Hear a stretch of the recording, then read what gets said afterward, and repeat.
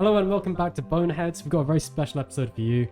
This week, you may have heard, there's been a big Spinosaurus paper. So we're going to be talking about that because we quite like Spinosaurus. As well as lots of other paleontology news. So much has happened in the last couple of weeks since we've been at TechZooCon and everything. Haven't really had a chance to talk about the news. We missed quite a bit. Yeah. Apologies for how we all sound as well. We're all kind of ill, so that's fun. Well, I mean, some people might like it. Yeah, What's that scene in the Dinosaur documentary where they all die from the bacteria? What? I don't know. That's one of the old hypotheses. Yeah, all the coelophysis or compsognathus, they all just Oh, die there's also from... farting. I remember going to the Natural History Museum in London. They had all like the old hypotheses of how dinosaurs died out. Yeah. Alien invasion was one of them. For some reason. I remember seeing that there and being like, oh, maybe. That's what the new movie is about. 65! Oh, 65. We're going to talk about that in a bit as well. So yeah, I mean, let's just get into it, I think. First of all, has an important update to get to.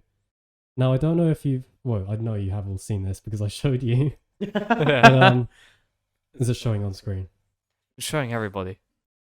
I just was just... He's just came up on my jealous. He's feed. very jealous. I'm very jealous. Oh, there's actually results now. Let me just go off for a second, just in case. I don't know what this sounds like. Yeah, they're most of it. So I But, don't know where it's going to lead. let me just find the results. He's riding Pikachu. Right. Basically, I was just Can't escape it now. you know, on Twitter, and I see this come up on my timeline. Stop. Voting for Paleo Sexy Man 2023, and I noticed that my name was there. Oh my goodness, there's so much in there. But yeah, so it's just this big brackets of voting for next year. And so who are you first against? Oh, so Yeah, first you up should show- against, I'll find. Yeah, show who you were against first. I'll find it. I'll go back to this. There's so much on that. Yeah. So Honestly, that's like industrial posting. There's like a post every hour. Okay, you can show us again now. I was up against. Love monkey. I believe it's the lemur from Disney's Dinosaur. Yeah, the one with the freaky noises. Yeah. Who's Speckles? He's the Speckles Tarbosaur. Speckles the Tarbosaurus. Have you not seen that? I might have years ago. Yeah. Why is Sid doing with light skin Riz? Yeah, I mean, it's an acceptable loss. I'm happy that that's who I went out against. I mean, they didn't choose the most flattering photo for you, did they? no, should that's have done the long hair yeah. photo. Yeah. well, no one needs to see that again. But yeah, I just thought that's quite funny. There are actually results now. Trey the Explainer is victorious. This is an earlier one, but yeah, Trey has won. So congratulations to him. I'm very honoured to have been nominated. And next year, Sid, I'm coming for you. I will win. The glow up. Yeah, Just in the gym photos. yeah, exactly. They should have done the salty meme Oh. of Sid. Yeah, I just thought that was quite funny. You know in Ice Age 4 where they're all imagining thing, the guy Granny imagines. Granny. Yeah, I'd have accepted that. as She well. cooks too. I mean, if I'm going to lose against anyone, I'm glad it was. Can Granny be in it next year? Well, I think they were taking like suggestions for people to be submitted, so Yeah. you can probably Yeah, we Oh, can why is try. Buck not in there? Fuck. from Oh, Why Ice is Age 3. Buck not in there? This is a rabbit hole we could get down to at any It's a point. different episode. Well, next year you can vote some suggestions. That should be a cool episode. We watch all of Ice Age. Yeah. We should. The Marathon. scientific accuracy of Ice Age. That'd be great. Do we just want to go straight to the Spinosaurus? 'Cause I that's didn't kind of read the- it. Before we say the Spinosaur, we have to also mention there's another swimming animal, another swimming dinosaur. Yeah, we were going to cover that afterwards. Yeah, I was going to of also course. just quickly mention that there's another swimming dinosaur. Yeah, let's just go An into actual Spinosaurus. swimming one. Monkey. So yeah, you're showing this now. Yeah. I appreciate how they kind of clickbaited the title of this paper, because the name is literally just Spinosaurus is not an aquatic dinosaur. But the thing is, it's still semi-aquatic. That's fine. It's just the definition of aquatic versus semi-aquatic. It's all about Fucking getting them difference. clicks, you But know. at the end of the Yeah. day, the definition You know of aquatic Yeah. and semi-aquatic it's what's the term? Well, it's something. We don't know properly. We Well, don't no, the know thing like is, so they what's go the true into this. definition. Well, they go into this. Yes, but they said this years ago as well. So Reno mentioned this in a paper years ago that the term for semi-aquatic was different from what Nizar Ibrahim et al. Said. Yeah, exactly. They have a bit of an odd definition. I was just going to find the paleo art that. Oh, came out it's with beautiful. this. So this is by. Have you seen the one underneath? Is The that two oh, Spinosaurs okay. fighting? That looks like a. Yeah, it's James Gurney. No, the first one you're looking at. That looks like a Lewis Ray. No, it's not Lewis. It does look like it. Have you go down? This one is nice. Go back to that image. That. Yeah, that one, and then bottom left. This. No, bottom right, bottom right, bottom right. That. What? Go to the bottom right. This. Yes, there. Two Spinosaurs fighting. Oh, Now okay, it's also in the that's paper Gurney as well. Yeah. Or released for the paper. Yeah, it's really So nice. I actually saw these drawings in the preprint of the paper. Yeah. They were sketches at first. Yeah, because this was it. So preprint is before it's peer reviewed. It kind of like appears online for a bit, and it was straight after the bone density paper. So when was it? Like April, May? Yeah, that was a long time ago now. Yeah. So earlier this year, basically, there was the Ibrahim et al. Bone density paper where they looked at a bunch of thin sections from various animals and found that Spinosaurs, in particular, have quite Dense, like long bones, like limbs. They have quite dense bone walls. similar to penguins. That's Right? something. Well, that's something they talk about in here as well, which is quite interesting.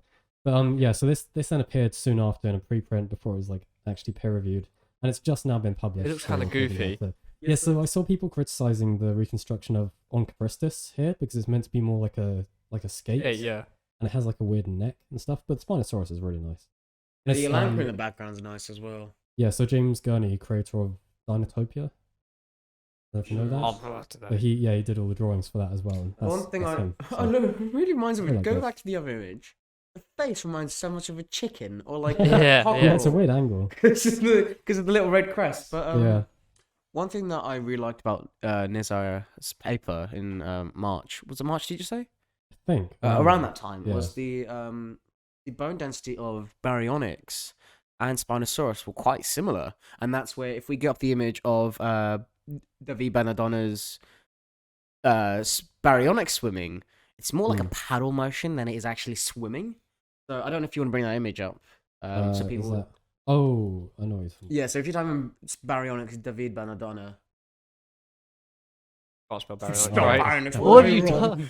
Oh my gosh. Oh, did it correct that?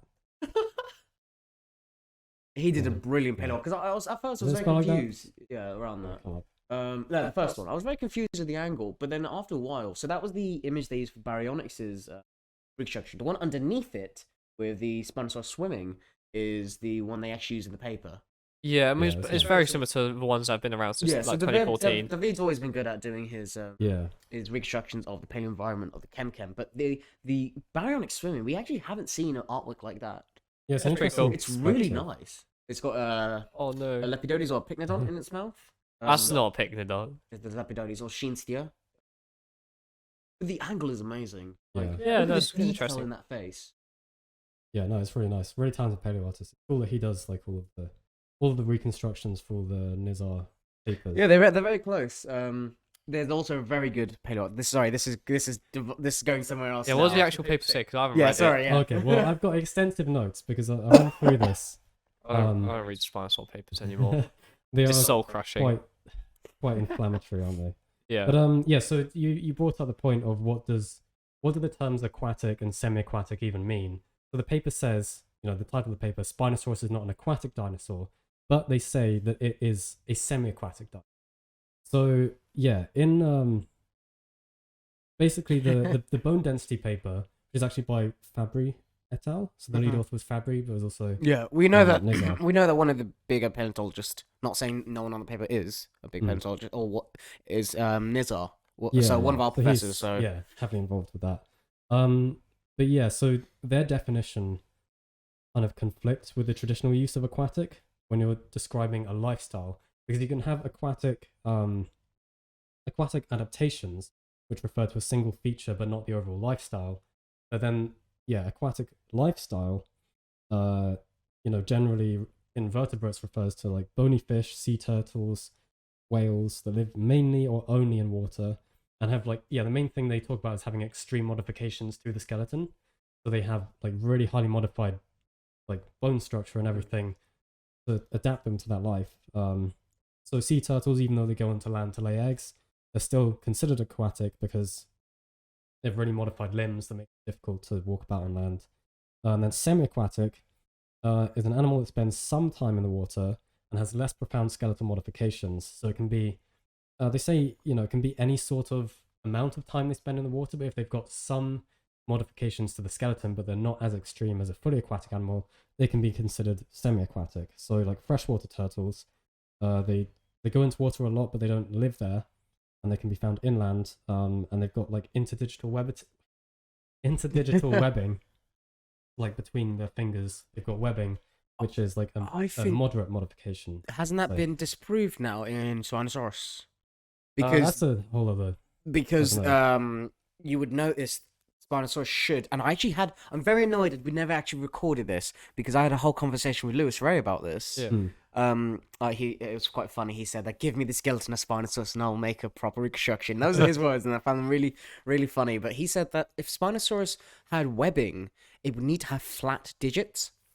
I thought it did on its feet at least. On its feet it does. On its hands it doesn't. So you would think. I don't think it'd be using its hands for swimming. I did also ask about their old hypothesis of Spinosaurus actually walking on its knuckles, and that was an interesting conversation. I know it's a very stupid question, but very interesting. That's another thing they talk about in here. Is that I'm pretty sure the whole quadrupedal angle has been dropped by. Yeah, I think it was brought up like as a possibility, but the 2014 one, and then quite quickly. It was like 2015, 2016. Because obviously they were. Away. Yeah, they didn't have the center of mass right, because especially with the new tail stuff that adds on, that shifts it back. I was going to say the problem at the end of the day is that Spinosaurus aegypticus and Spinosaurus maroccanus itself are chimeric skeleton. Yeah, exactly. Not complete. So if you see and if images, you're mixing in stuff from Sigilmastosaurus as well. If you see in the images on the screen, the colors indicate the holotype, neotype, and the referred material. You could see it's all chimeric. Like a jigsaw. It's literally a jigsaw. When Sereno was describing Suchomimus, the only animal at the time he had to compare was Baryonyx. So Baryonyx has a near complete skeleton. Its tail is missing, but Spinosaurs are chimeric. We don't properly know the affinities. Ideally, to solve Spinosaurus once and for all, we'd need an entire complete skeleton. We know definitely came from one individual. Go find one. Please. But for now, at least. So the thing you're talking about. Okay, so the forelimb weight-bearing thing, first of all, when an animal is using its knuckles, so they thought it was knuckle walking. When an animal does that, it has like really obvious adaptations for weight-bearing and like specialized pads and There'll stuff. Be like pads or long digits. Probably quite Spinosaurus rugose as well. Yeah, Spinosaurus very clearly has like recurved claws, quite lightly constructed. As you can see on specimen D, annotation D. They're quite recurved. They're quite smooth. Definitely more adapted for prey capture than weight bearing. So that's not really on the table anymore. Another thing, this new paper. So this is lead author is Sereno, isn't it? Yeah, it's Paul Sereno. Yeah. So Paul Sereno, famous American paleontologist. Famous for his Niger fossils. Sorry, apologize myself, but that's another thing that's quite interesting. I don't know if you know about. I'll talk about later. I think I might know what you're on about. Okay. Eddie's in the darkness right now. I'm just trying to get through as many of these points as quick as possible because there's a lot to say about this. But yeah, what was I talking about? The center of mass thing. So the reason they thought it might be quadrupedal on land initially is because they found the center of mass to be like forwards of the hips. So it would tilt forward, so it'd have to use its forelimbs to walk around on land. This new So what this paper does is it CT scans all of the known fossils, or many of the known good fossils of Spinosaurus, and constructs this new model of like a CT scan Spinosaurus. So everything they do in this paper is based on this new model, and you can actually see there where that plus is. Yeah, that's where they find the center of mass to be. So they center mass on Suchomimus? I mean, I think actually close. They don't really. Oh, okay. I guess they don't really look at that. But yeah, they find that there's actually some differences between the CT scans model and the 2D silhouetted skeleton that they show in the 2020 tail paper. So that's Ibrahim et al. I think I remember hearing about this. Yeah, so they found that 2D silhouette model from the Ibrahim paper overestimated the length of the pre-sacral column, so everything before the hips, all of this. All of these vertebrae, they overestimated that length by 10%. They overestimated the depth of the rib cage by 25%, and they overestimated the length of the forelimb by 30%. So according to this model, at least, it actually has like a shorter torso and neck, Right. shallower rib cage, and shorter forelimbs. And Well- taking all that into account, it shifts the center of mass back to over the hips. Well, and also we were talking about this at Tetsucon, like ribs in archosaurs are Oh often yes, that was really reconstructed wrong. Like they should be more posteriorly angled. Yeah, so they should be slanting backwards slightly. Yeah. But one thing I want to say quickly about this reconstruction: zoom into the vertebra. I know what you're gonna say. This bit. Oh. No, not that. If you What? look at the vertebra, there's no intervertebral discs. So how do you know they've got their skeletal right? Because they Well, haven't they- actually they haven't done the skeletal properly. But they can You also sure it's not in argue. here, Huh? like in between. They not. No, so this is another thing. I actually had a chat with Nizar about this. Yeah. There's no intervertebral discs in this reconstruction. If we take that into account in the other. It looks like they've got them in Yeah. between the tail though. The tail, because we have so much of the tail. But the Okay. problem is that the reconstruction of Spinosaurus's spine just keeps changing because it depends. Yeah. We don't have an Oh, they in don't know series. exactly which. Yeah, so we don't which actually one have. these So, spines like go I to. said, this animal is a chimeric reconstruction. Yeah. Blue is neotype, red is holotype. They're all mix matched. We don't actually know where. So, like, we've got a neotype centrum, so the body of the vertebra, and then Yeah. we've got a holotype spine. And it's just like, well, how do you know this actually goes on Yeah, there? and then famously the size holotype is difference. And destroyed that's anyway. where you have the M-shaped sail, which is quite famous, or you have this weird semicircle sail that's just shown in Jurassic Park, which is quite Yeah, famous I know as well. there's some disagreement about where exactly these spines go in the series, but yeah, we need a full specimen before See, you the can thing is, go into that. looking at that animal, if you could zoom in again, but looking at that animal, the head just looks way too big. It looks very monstrous. I mean, Like if you see T-Rex has an interesting posture to actually cope with that head. Big tail, big long tail, big legs as well. It's got large cervical verts though. Like look how big yeah, those would support muscles to support the head. It just really looks massive. Actually, Oh, funny no, enough, I'm not the Spinosaurus front of specialist. Spinosaurus, this reconstruction Spinosaurus snout is actually the largest specimen of Spinosaurus. That's Spinosaurus oh, the aegypticus. referred one. Yes, from 2008. Yeah, so it's in a museum in Italy. Milan? I'm pretty sure. Yeah. I think it is the one I saw So in, there's in actually Milan. Yeah. two. There's one in Milan. Wait, have you and been? I went to the Milan There's museum. one in Oh, Milan nice. and there's years one ago, in yeah. France. France has one as well. Okay. And their one's from Morocco. This is so the one I just referred to is Egypt. Egypt. Yeah. I think the lower jaw is Ernst Reichenbach's Stromer's. Yeah, it's the holotype. holotype. So, yeah. Well, it's the in thing there. is, oh yes, apologies, yes, and Nizar would be the neotype. Yeah, yeah. That's the holotype material. But still, such an interesting animal. Yeah, so another the interesting things they say in the paper is there's a distinction between an aquatic lifestyle and an aquatic adaptation, and they're not denying that Spinosaurus has aquatic adaptations. So the small and retracted nasal openings, so back here, that is clearly or considered an aquatic adaptation because it stops water getting in there when it's like got its snout in the water feeding on fish, which presumably it did from its dentition. We can be pretty certain it fed on fish. So this definitely, is mainly. where Hone and Holtz's idea of the hell heron comes in. Yeah, so like standing on riverbanks, and that's Yeah. basically what they support. They say they support the conclusions from the heron wading hypothesis. Yeah, and so they say that.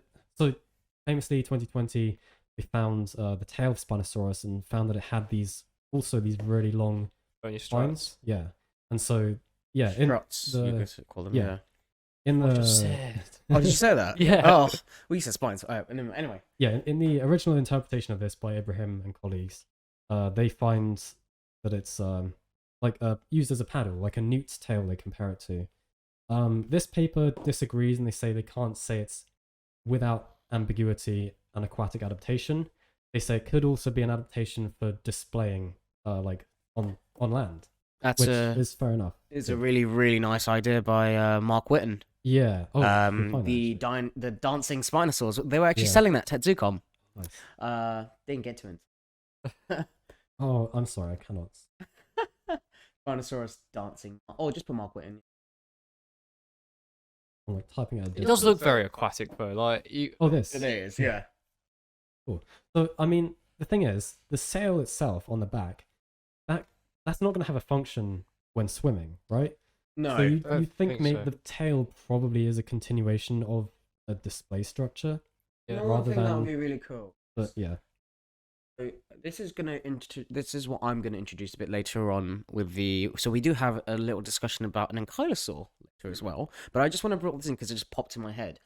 Now, the 2001 there was a paper about an ankylosaur stuck in a little hole. They said that the vertebrae of the ankylosaur were very rigid, so they were very like there wasn't a lot of flexibility there. I would love to see if someone could do a stress test on this tail to see if there's a lot of flexibility. Because they talk about that. Because Sereno's paper, literally, if you see the model they use, it's literally a flopped over Spinosaurus. And at the end of the day, I'm not taking that serious. I'm sorry. Well, no, I mean that's interesting because that's what they find is the stable position. Okay, we're getting ahead of ourselves. The thing you said about the flexible tail, they find that it's probably not flexible because the thing is, yeah, so they look at modern animals. Let's go back to the paper. They look at modern animals to like compare this. So I think there's a figure showing that, and they. Yeah, I'm gonna skip past that.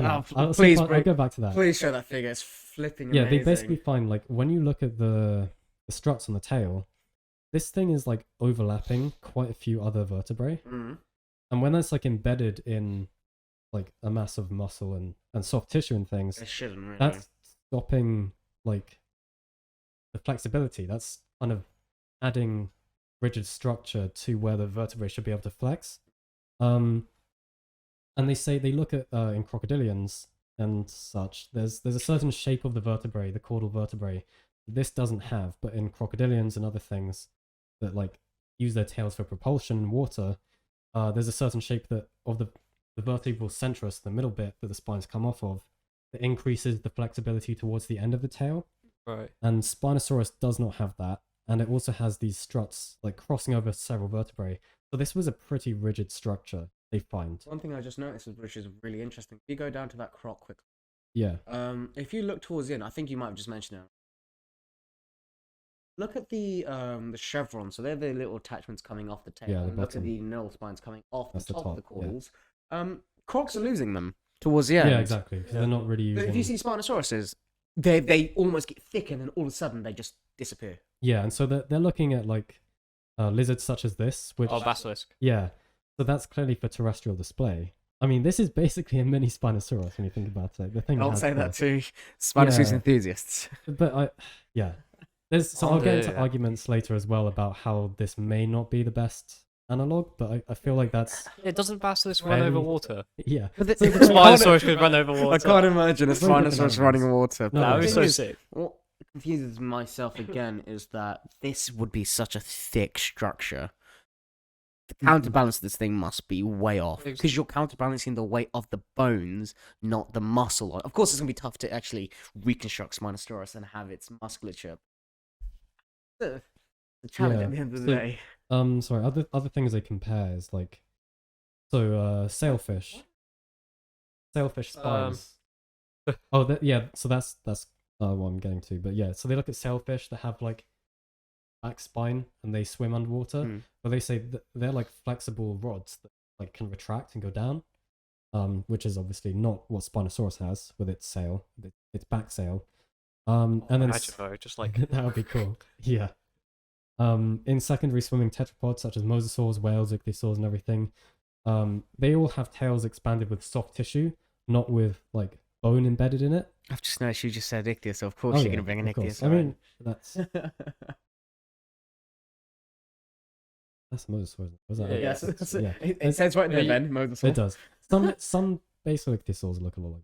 Right. But, well, that looks like a bit like Shinosaurus, Shasasaurus. Yeah. So it's saying that spine-supported tail sails are more often appearing in vertebrates in reptiles as display structures. So like tail fin and basilisk lizards. Oh wait, what is that? That's showing these. Sorry, no, apologies. I mean in C. It says Tripturus. This is a newt, isn't it? Oh, I know. Pretty sure that's a newt. I'm just reading it. C. What? Yeah, Preston Newt. Okay, yeah, cool. Okay, so my other points. Okay, so the model they construct. So basically, that. Everything they say in this paper depends on the model they make. So I guess if you want to criticize it, you'd have to criticize how they construct this model, because all the results they find about Spinosaurus' swimming abilities is based on their CT scans model, which, to be fair, I feel like CT scanning everything we've got so far that we can confidently assign to Spinosaurus and putting it all together is the best we can do at the moment for reconstructing what this animal would have been like. Well, FEA would have been good as well. If you're CT scanning, Yeah. you could also FEA. You could, and I mean, they do a lot of calculations. So yeah, here's the best. No, that's the next one. No, Here's the please. best bit Here it is. This is the best bit of the paper. It's absolutely my favorite thing of 2022 when it comes to papers. Thank It's you, so Paul good. Serino. It's great. So this is yeah. So using like extant analogs, so like living animals and reconstructing their soft tissue and everything, they then do the calculations of how buoyant it is and how it would like how stable it would be in water. And they find that this is like the equilibrium position, just flopped on the side. This is how Spinosaurus would be stable at the surface. What if that's how it swam? Like one It nostril up to keep air.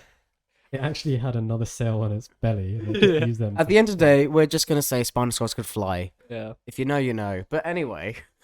That's what a lot of people are suggesting now. Just, you know what, screw it, it flew. Why not? They spun together. Yeah. It's just dinosaur. Dinosaurs fly. Yeah. I mean, not that big of a stretch. Oh no, I do like the graph though, Oh yeah, that bit. where it's turned upside down. So let's bring in a point, and I'm guessing if you're all into paleontology and all just tuning into Ben's channel, you've seen Prehistoric Planet, and we have Tyrannosaurus swimming. What's our thoughts on that? Yeah. Yeah. So Lots of animals can swim, and But this one yeah. can't. no, because that's what I was gonna say is that all of this, yeah, like basically it proves biologically based on the skeleton what you'd expect. It's not a particularly good swimmer, but then you get animals today such as moose. That doesn't look like it can swim, and yet.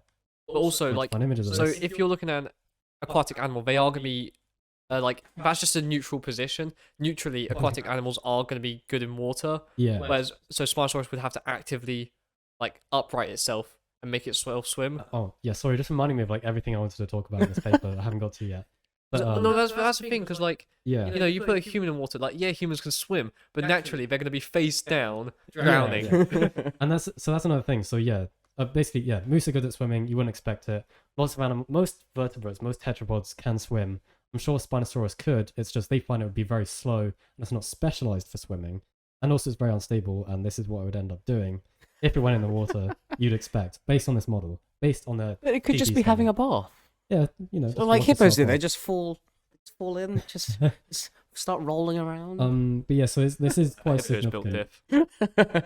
It's quite significant that they found this was the like Yeah. equilibrium position, because then they found that yeah, from this position it's impossible for the animal to right itself, because you'd have to have like a structure like the tail, presumably that's what they're saying is the main propulsive organ, to like overcome the forces to right itself. Yeah, to be fair, that sail would be And- extremely hard to yeah. bring out of the water. Based on their calculations using this model, the tail just does not produce the forces. It would not be able to right itself. Do you in not this position. find? Sorry, I was just gonna say. Do you not find from the belly region to the sacral region, so the hip, to the tail, it goes from thick, thin, and then thick again?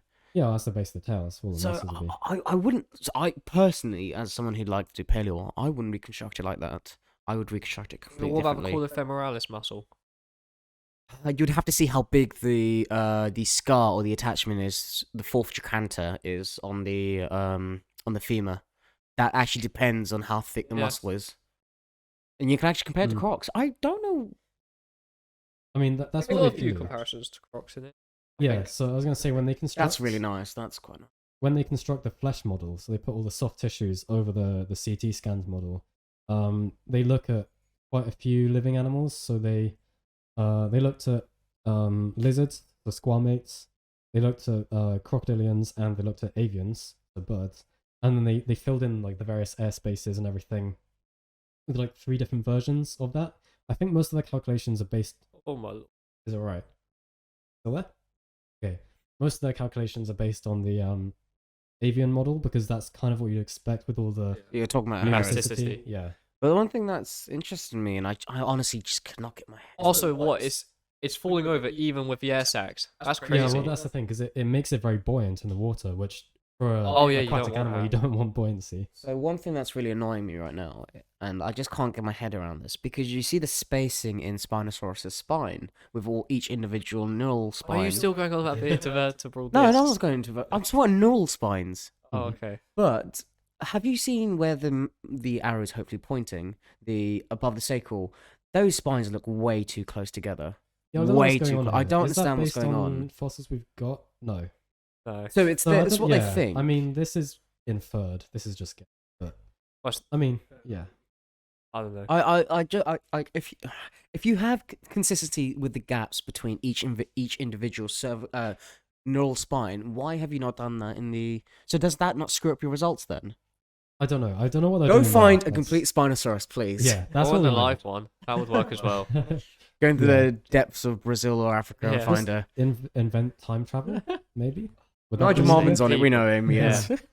Yeah, actually, let's just ask Nigel. Honestly, please. If we ever get to, we have to be like, so can you bring Spinosaurus back for Yeah. us? Because we're confused. But yeah, so based on this flesh model, they then posed it in various positions. And yeah, so the white diamond shape thing here, that shows the center of buoyancy, and that's the center of mass. And yeah, they did a load of calculations, estimated the maximum force output of the tail. They looked at comparisons with crocs. Yeah, because I remember they didn't do that when they discovered the tail. Yeah, they kind of got like a plastic model and just Yeah. like. So I feel like this is a slight. This is like a slightly more high tech way of doing that. I feel like, but yeah. All right, we're reaching the end of our spine. No, we're so- not. We're not. We're going. Oh, thank God. I want to quickly say something, No. and I think this is one thing I actually really liked about this paper, and I have to bring it up because I like these dinosaurs. I love Spinosaurus. I love baryonic themes, and I have to say this: Ceratopsicops and Raparvinator.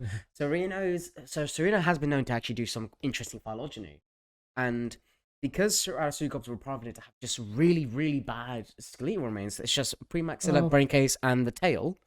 They're not the best. They could be better. It could be You can't better, even- but for the Isle of Wight, Yeah, for the Isle of Wight, they're good. They could be better. But he's compared Ceratopsicops to actually be a sister taxon to Suchomimus. they did. Did they not do that originally? No, so they originally made the group Ceratopsicopsinae. So They they, include Suchomimus as well. so yeah, they Yeah. so they made Ceratopsicops, Raparvinator, and Suchomimus into one. Is their phylogeny? Yeah, they made it into one. They made it into Ceratopsicopsinae, but then they made it a sister taxon to Suchomimus. I'll go down slightly. And I really like that idea. I really like that idea that they I did mean, that. Yeah, so they synonymize. So I mean, if you've been watching the channel, if you follow paleontology news, I remember when was it? Like October, about September, 2021? October of last year, named two new It dinosaurs from the Isle of Wight. September, end September, early October, because we went to the Isle of Wight. Yeah. Yes. Yeah, we saw him. Beautiful Ceratopsicops and remains. Raparvinator. And yeah, they synonymize Raparvinator with Gosh. Ceratopsicops. Look at that! Look at that centrum on Spinosaurus. It's This is, yeah, this no, is, not Suchomimus. Spinosaurus. Go up. Oh, my okay, that's gosh. doing things. What wait, the? This is I think this is what I was talking about earlier, off record. Yeah, so these are yeah, when we weren't filming, I was mentioning. Oh, okay, hang on. Middle of the Baryonychine. Are these all second dorsals? Yes. Yeah. So that's what they're doing. They're comparing the first few back vertebrae. So once you get past the neck, like the first few back vertebrae of these various dinosaurs, they use Allosaurus as a comparison. So that looks like a standard back vertebra for a theropod dinosaur. They find in Spinosaurs, they actually start making they start making their back vertebrae look more like neck vertebrae. So essentially extending like the function of their neck into their back. So they say it's more so they can like that fishing. Like yeah. So my mind's gone. You know when you have the coloured images of like this is cervical region, this is caudal region, this Yeah. is thoracic. It's just all cervical. Yeah, that seems to be what they're going for, and they're just comparing that. But anyway, that's getting off topic slightly. Let me go back to my notes. Ben's made too many notes. I've been reading this paper for days now. Who didn't put their phone Yeah, on so silent? They found these. Oh my god, no. Okay, there's more to say. Listen, to limit our- we'll quickly Please wrap more up. time. Okay, I agree with it. Let's go. Yeah, Where's I Rent? think it's fairly. compelling. That's it. Let's find a complete Spinosaurus. Yeah, I think otherwise. It's soul crushing because I know like within the year or something there'll be another paper saying no. Yeah, probably. I mean, And then the year after that everyone it's like yeah. will And it's just apply. constant back and forth, man. I don't care. Yeah, oh, so that's another thing. They look at like drag produced when swimming. Obviously, why would you have a big sail on your back if you want to be a streamlined swimmer underwater? Why do boats have sails? Okay, yeah, it was literally sailing. That's definitely what it was used for. Spinosaurus riding another Spinosaurus. Oh, but they calculate that it was limited to speeds of 1.2 meters per second, which is not exactly what you'd want for a specialized underwater pursuit predator. I think I can go faster. Yeah, the model is very prone to rotation, so you end up with floppy So at the end of the spinal. day, we're saying Spinosaurus is fake. Yeah, Indeed. basically, it's a fake dinosaur. I'm not, It apologies. was made up. Actually, yeah, I can swim faster than I'm pretty sure. Very unmaneuverable, long body, rigid torso, and a rigid sail. Oh, also incapable of diving, apparently. So it has the incompressible torso, so it means it has to use its tail to get itself underwater, but the tail doesn't produce enough propulsive force to get it underwater. But we have to also state that all our information we're getting is from this paper. Yeah, and again, it's based on the CT scans, which are from incomplete, like, from a chimeric chimeric remains. specimen, so yeah. we just need a better It's the specimen best we of can do Spinosaurus. for now, but I'm sure future discoveries will probably change certain things. And that's if it's Yeah. all from the same species Yeah, exactly. and genus. Then you bring a Sabre-tooth, then you bring a Spinosaurus gypticus, then Spinosaurus Oh, that's they probably do moroccanus, exist. then you bring an Oxalia, Yeah, then you bring an Irritator. Sorry, quickly, bone density thing. Oxalia. The bone density thing is very Charlie's interesting. counting down. Yeah, so I'm aware of the pressure we've got here now. Oh dear. You actually time us. We said we don't want to talk about Spinosaurus for like hours, which we could. So we're trying to limit ourselves. You Yes, could, and huh? it will go into a very Anyway, heated debate. It Yeah, will. It's getting heated It's already. about It's great. for our hands. If Nizar was here, I think I would be out the window. Yeah. I'm sorry, Nizar. I hope he doesn't watch this. I didn't want to do this.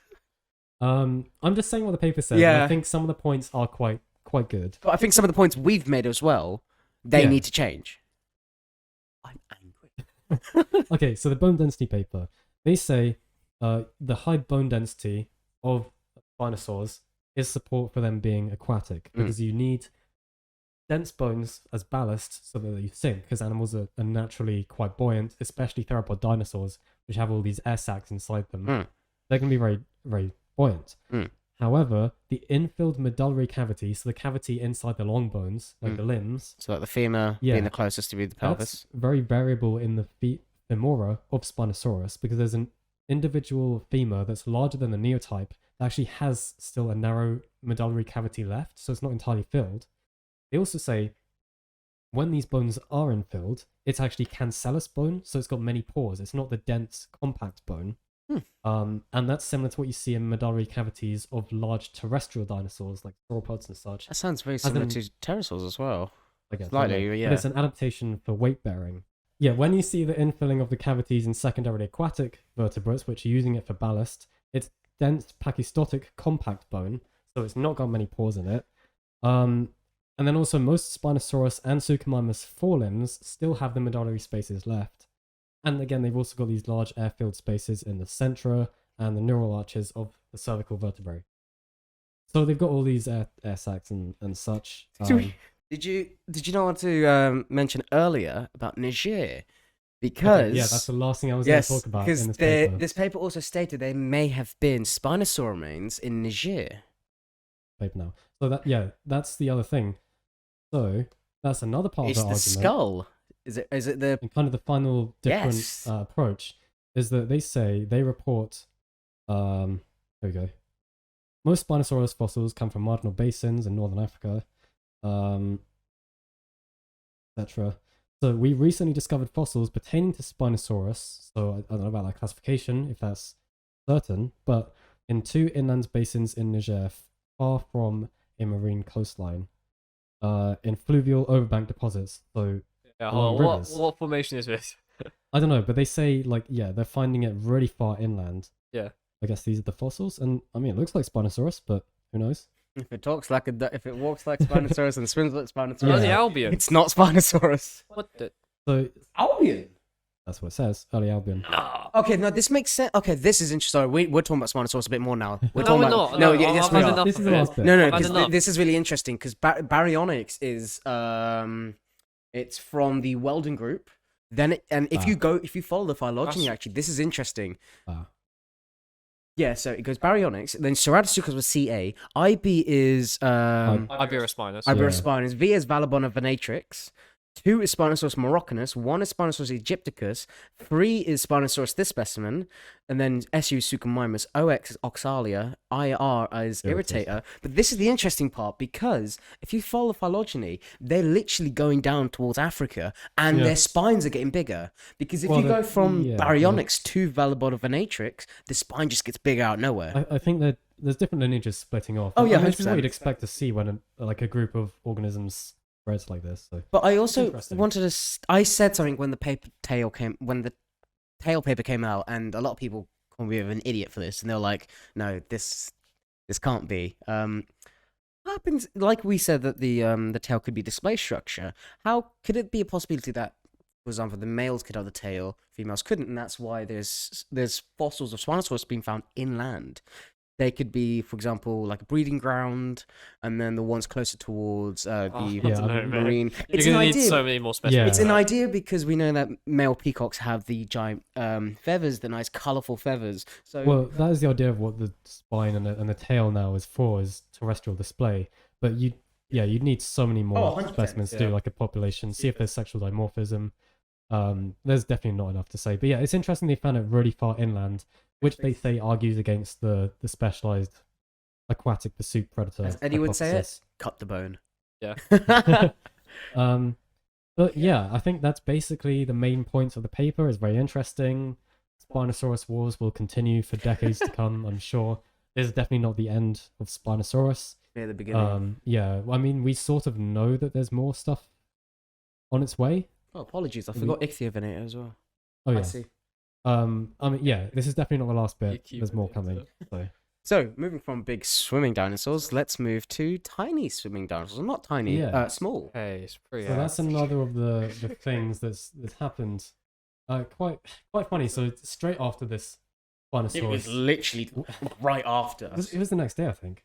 Yeah, basically like straight after everyone was like, "Oh, Spinosaurus didn't swim," or wasn't a specialized aquatic pursuit predator specifically. This paper comes out. Yeah, we get introduced to Natovenator. Yeah, I don't know if I looked at what the name even means, 'cause I'm assuming it's not to do with Hunter. NATO. So Yeah. something hunting. Oh, hang on, let me. So etymology. I might actually Oh, use- okay. NATO is Latin for swim. I should know that. For what? Oh. Swim. Oh. Swim. So yeah, this incredible Dromaeosaurid. Yeah, he's on the paper. It's cool. Oh. Nice. Young Nam Lee, he's the. I'll bring his paper up later. Mm. He did the paper about the Mongolian ankylosaurs in the hole. Oh, okay, cool. Yeah. Oh, that's I, so I cool. love love this. Is it from Mongolia? paleontology. Yes, Okay. it's found in I know what you're talking about. Alien dunes. Aeolian dune. Yeah, so basically it's a Dromaeosaurid, so raptors related to them. Specifically, it's a Hauscaraptorine. Ascaraptorine. Yeah, it's like a grouping of Dromaeosaurids named quite recently, right? For Hauscaraptor, Mhm. 2017, I think. They actually had like various. Well, they've included older fossils within the group, so they've known about these animals for a while. It's only in like quite recent years they've realized they're probably like swimming adapted Dromaeosaurus. Yeah, I was going to say, That's so this is crazy. not the first time I heard of Yeah. Dromaeosaurs being swimming. Yeah, because there's Hauscaraptor itself, named in 2017, I think. Polydontous, so many teeth, I think. But yeah, so it's from Mongolia. Sorry, Yeah? the skeletal is beautiful. Can we please see the skeletal? Yeah, so I love the skull because it just looks like a duck. It's literally if a Yeah. duck and a velociraptor had a Yeah. child. Sorry, a goose and a incredible. velociraptor had a child. It's this. Yeah, let's look at the skeletal because that's where all the interesting stuff is. So the fossil itself is beautiful. Hang on. I don't understand. Let's see Can the you fossil. Can you go back to the skeletal? Yeah. Why have they done this? What do you So mean? B shows the ribs going right, but in the skeletal they're going left. Yeah, that's a You little know, bit confusing. Yeah. And then I see what you are they in a different orientation here as well? Yeah. Yeah. Well, that's dorsal 2. Yeah. Okay. Oh my so gosh! that's- Look at the chevrons near the pelvis. What's going on there? Huh? It's just literally a pentagon. this. What? no, So- for- chevrons. Sorry. Yeah. Like go That. towards the pelvis. Like they're just blobs. Yeah, I don't know actually. I didn't really look at Yeah. that. But they say the main interesting thing about this dinosaur is that it has supposedly like streamlined adaptations. So it does actually show aquatic Well, or diving it's- habits. I mean, what are we It looking is. at there? The in the F and G. Oh, so this is comparing the orientation of the ribs to other Oh right, okay. diving And hinga. creatures. And hinga and hinga. I don't know what most of these are. I think some of them are diving birds, but yeah, they basically say. Hang on, I got my notes here. Yeah, actually, I want to look up what and hinga means. So nice to say it twice. they show that there's evidence of it being streamlined, and that's mainly to do with how the ribs are quite Yeah, shallow, and also very posteriorly angled. yeah, going backwards here. Extremely. other way, But they the sort of other go up and then back, don't they? Yeah, so they say it's what do they say? That's the main thing. Backward oriented ribs, which streamlines the body, and you see this in other diving birds. Oh, very neotenic looking skull. Oh, so sorry. Who want, what like a did you big say? eye and everything. Yeah. And hinga means it's darters. Oh yeah, those are swimming or diving birds. aren't Yeah, they? diving birds. Yeah, we'll bring a little image up because it would be nice to compare what this animal looks What's it Ah. called? Darter. Darters.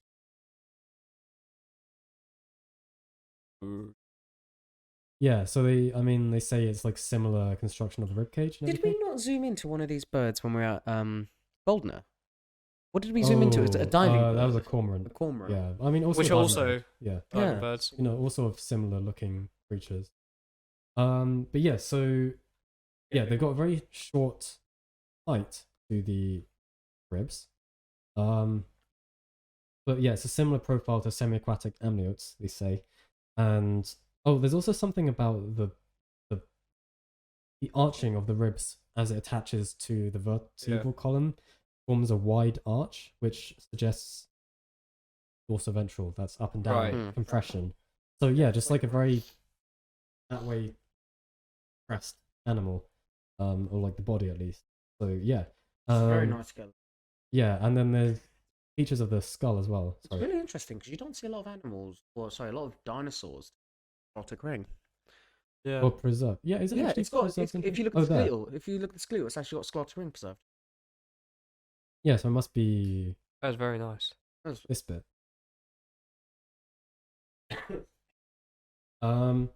Yeah, and then so there's other adaptations they say are related to an aquatic lifestyle in the skull, including This is so funny. yeah, I love it.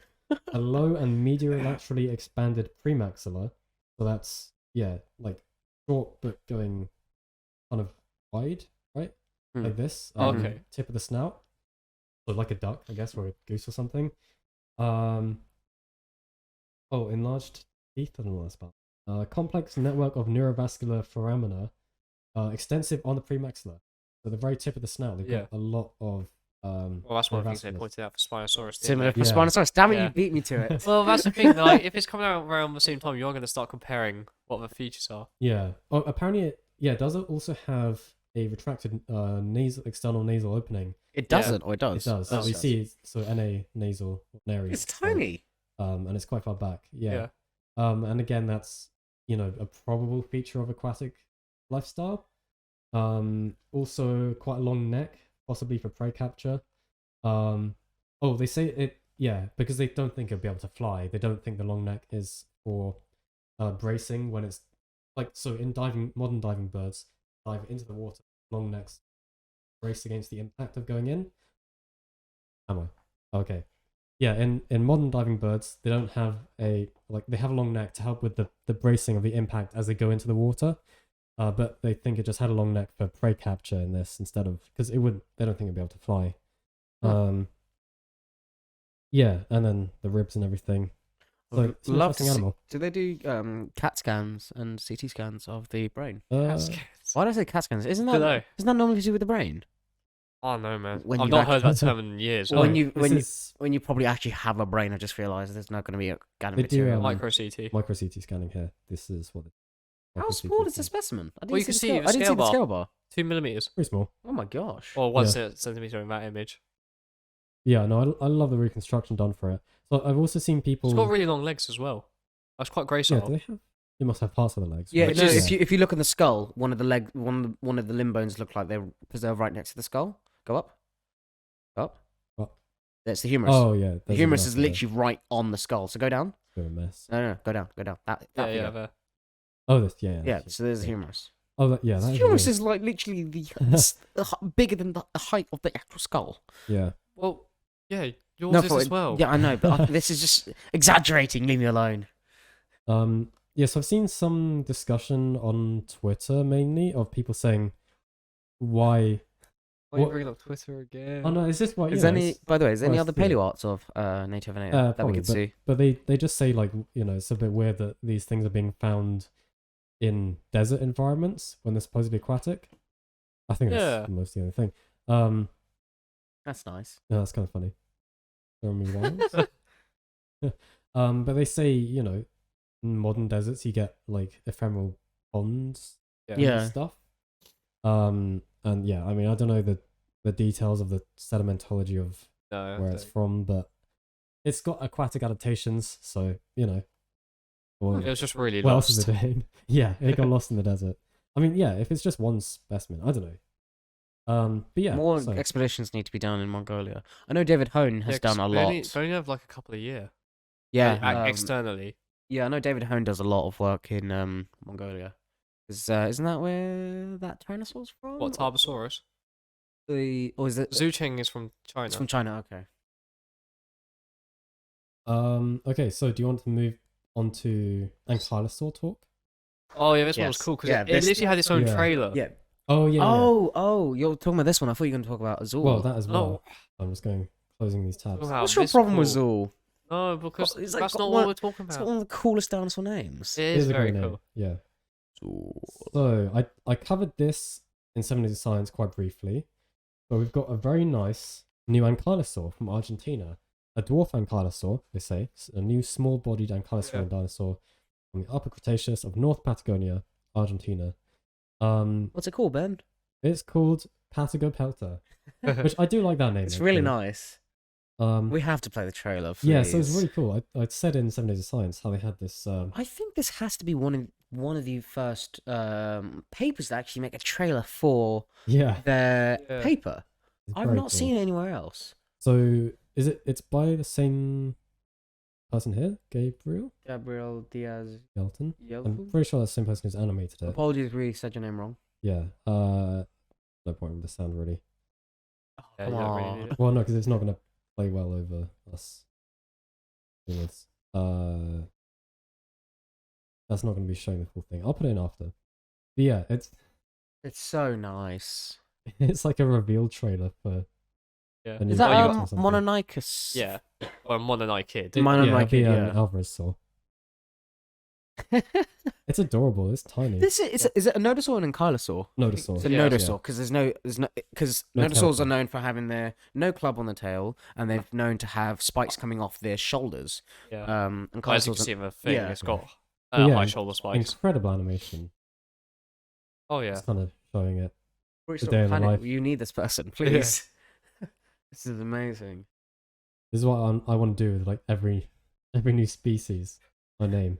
Really feeling that. Did you really imagine Yeah. something for Spinosaurus like that? That'd be cool. Ah, I mean, yeah, this is taking like the paleo art to the next step. So go back to the paper. Can we see the reconstruction? Did they have any fossil reconstructions? Yeah, skeletal. I think they kind of just show the bones themselves in this paper. I might be Oh, mistaken. one thing I would like to add is that Okay, got some what osteoderms is going there. on Yeah. with South America with all their thyrothorans?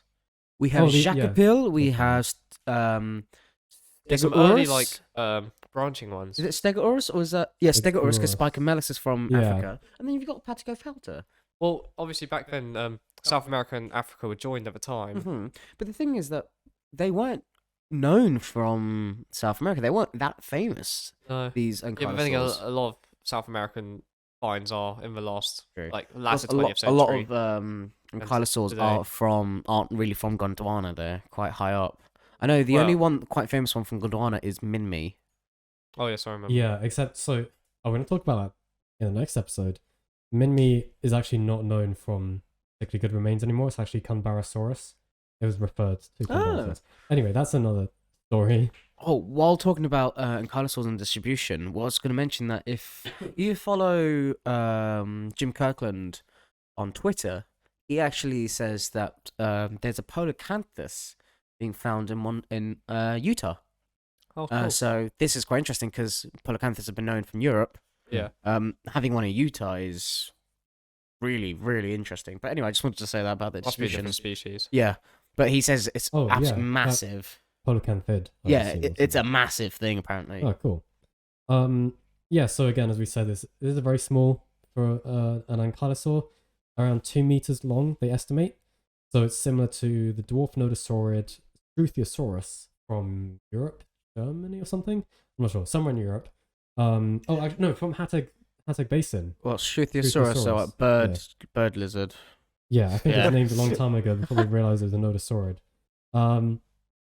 Interestingly, in the classification. Oh, sorry. Before I get there, my brain is He's all over the excited. place. Yeah, I'm excited about the This is really nodosaurs. sweet. The It's something you would see in like Camp Cretaceous or. yeah, I really So- like this. the G here. Mm. This is actually the holotype itself. So it's a Wait, bit of an what? osteoderm. This is the holotype. Everything else are the paratypes. So Oh. holotype is the first named specimen I of thought it a was all species one I thought it was all specimen. one Yeah, specimen I as thought it was- well. as well, but I think they're all found kind of loosely associated. So it's from the same Ah, okay. individual, and then they name everything else as the paratypes, which is what you call like all the other specimens used in the same publication to define it, but it's not like the holotype, the single bone. Yeah, This- like what this we is were the referring bone. to the Spinosaur material. That was good. Yeah. That was a good So analogy. this bone itself is the holotype. Everything else is referred. Great. Or like not referred. There's a referred specimen. Everything else is the paratype. That's just technical paleontology stuff there. So I just thought it was kind of interesting. There's just these osteoderms, these like bony armor pieces. That's the holotype. Because the thing with nodosaurs, I don't know if it's known in ankylosaurs, is that nodosaurs, the area of their body that is the most fused and the more robust part is their sacral region, because they've got a massive armor shield above their sacral region. This is seen in Well, Polacanthus. Polacanthus. Yeah. all the vertebrae within the sacral region are fused to the shield, Yeah. but the osteoderms are loose within the body. Of course, they'll be arranged in a certain order among different species, but probably this is why this specimen looks so fragmentary. Yeah. So they do actually have a tooth as well, which is nice. They show it there. Oh, nice limb. Yeah, a bit of the limb. It's mainly osteoderms, so the bony armor, and vertebrae. But yeah, there's a nice tooth. Yeah. So the really interesting thing about it is when they did their analysis of how it's Yeah, related 'cause I was to going to say, ankylosaurs. companion's fairly late, comparing it to those other specimens we were talking about earlier. Those are Yeah. much earlier. Oh, this is a long paper.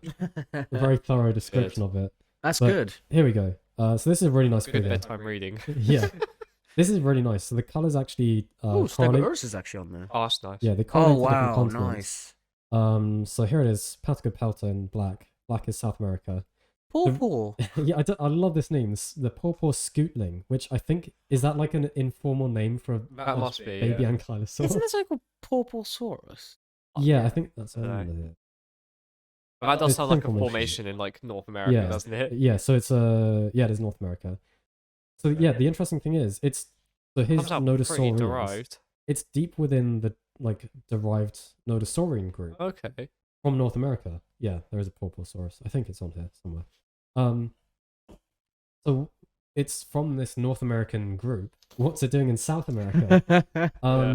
Yeah, so what they find is that so these are so-called mid-Cretaceous, because there isn't an official mid-Cretaceous, but it's around the middle of the Cretaceous period. All of these North American Nodosaurians, they think this was a Nodosaurid that actually migrated into South America from North America during the Campanian stage. Yeah. Huh. So that is The Stegosaurus. Campanian here. So Cretaceous, Lower Cretaceous, Upper Cretaceous. Oh, that is very late. Campanian, wow. they think it moved in here, but they also can't disprove that it may have migrated earlier into South America. Yeah, they- it could be that there was a linear track we just haven't found yet. Yeah, exactly. So Considering it's how different, how small it is, and how different. What's Yeah. orange? orange is Africa, must be. Yeah. Lesothosaurus. Interesting. Oh my gosh, look at Sclerosaurus. Yeah. Look that's at that Europe. thing right next to Spinosaurus in Africa. The Sutosaurus. Huh.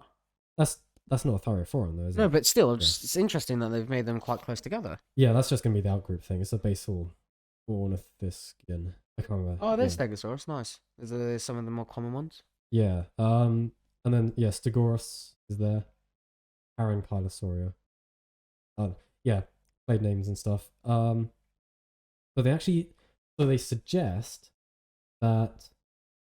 Oh, here we go. Yeah. So interesting. There's so many interesting things to do with this paper. One of the things they say is that not all Gondwanan ankylosaurs, so ankylosaurs that lived in the south back in these times, In the olden days. yeah, on the old continent, supercontinent of Gondwana, they're not all closely related. So whereas you've got Conbarasaurus from early Cretaceous Australia, where's that on here? You see it actually. What colour is Australia? Green. Here we go. Oh, there you go. Conbarasaurus up here. Oh, it's a. And then, oh yeah, so this, okay, I didn't look properly at what this was showing, but basically, these are all Gondwanan animals, right? Yeah. So Stegosaurus from South America, Patagopelta from Antarctica, Yeah. surprisingly, and Conbarasaurus from Australia. They're all parankylosaurs, which is this certain ankylosaurian group, but then you've got, weirdly, Patagopelta down here as a derived nodosaurian. So it's like complete opposite side of the family tree. So yeah. Somehow Something they've is crossed going wrong there. Something weird's going on. I mean, maybe their phylogeny is like something, messed but up. I'm gonna trust them. I'm gonna say it. You know, they've done it correctly and everything. What they suggest is that, like the case of Struthiosaurus from Hateg Island, let's find some nice part of it. I was We'll going to talk about just this. quickly go. If you could go back to her phylogeny. Yeah. It was just above it. Yeah, Can we Struthiosaurus. please just appreciate Borreolopelta there quickly?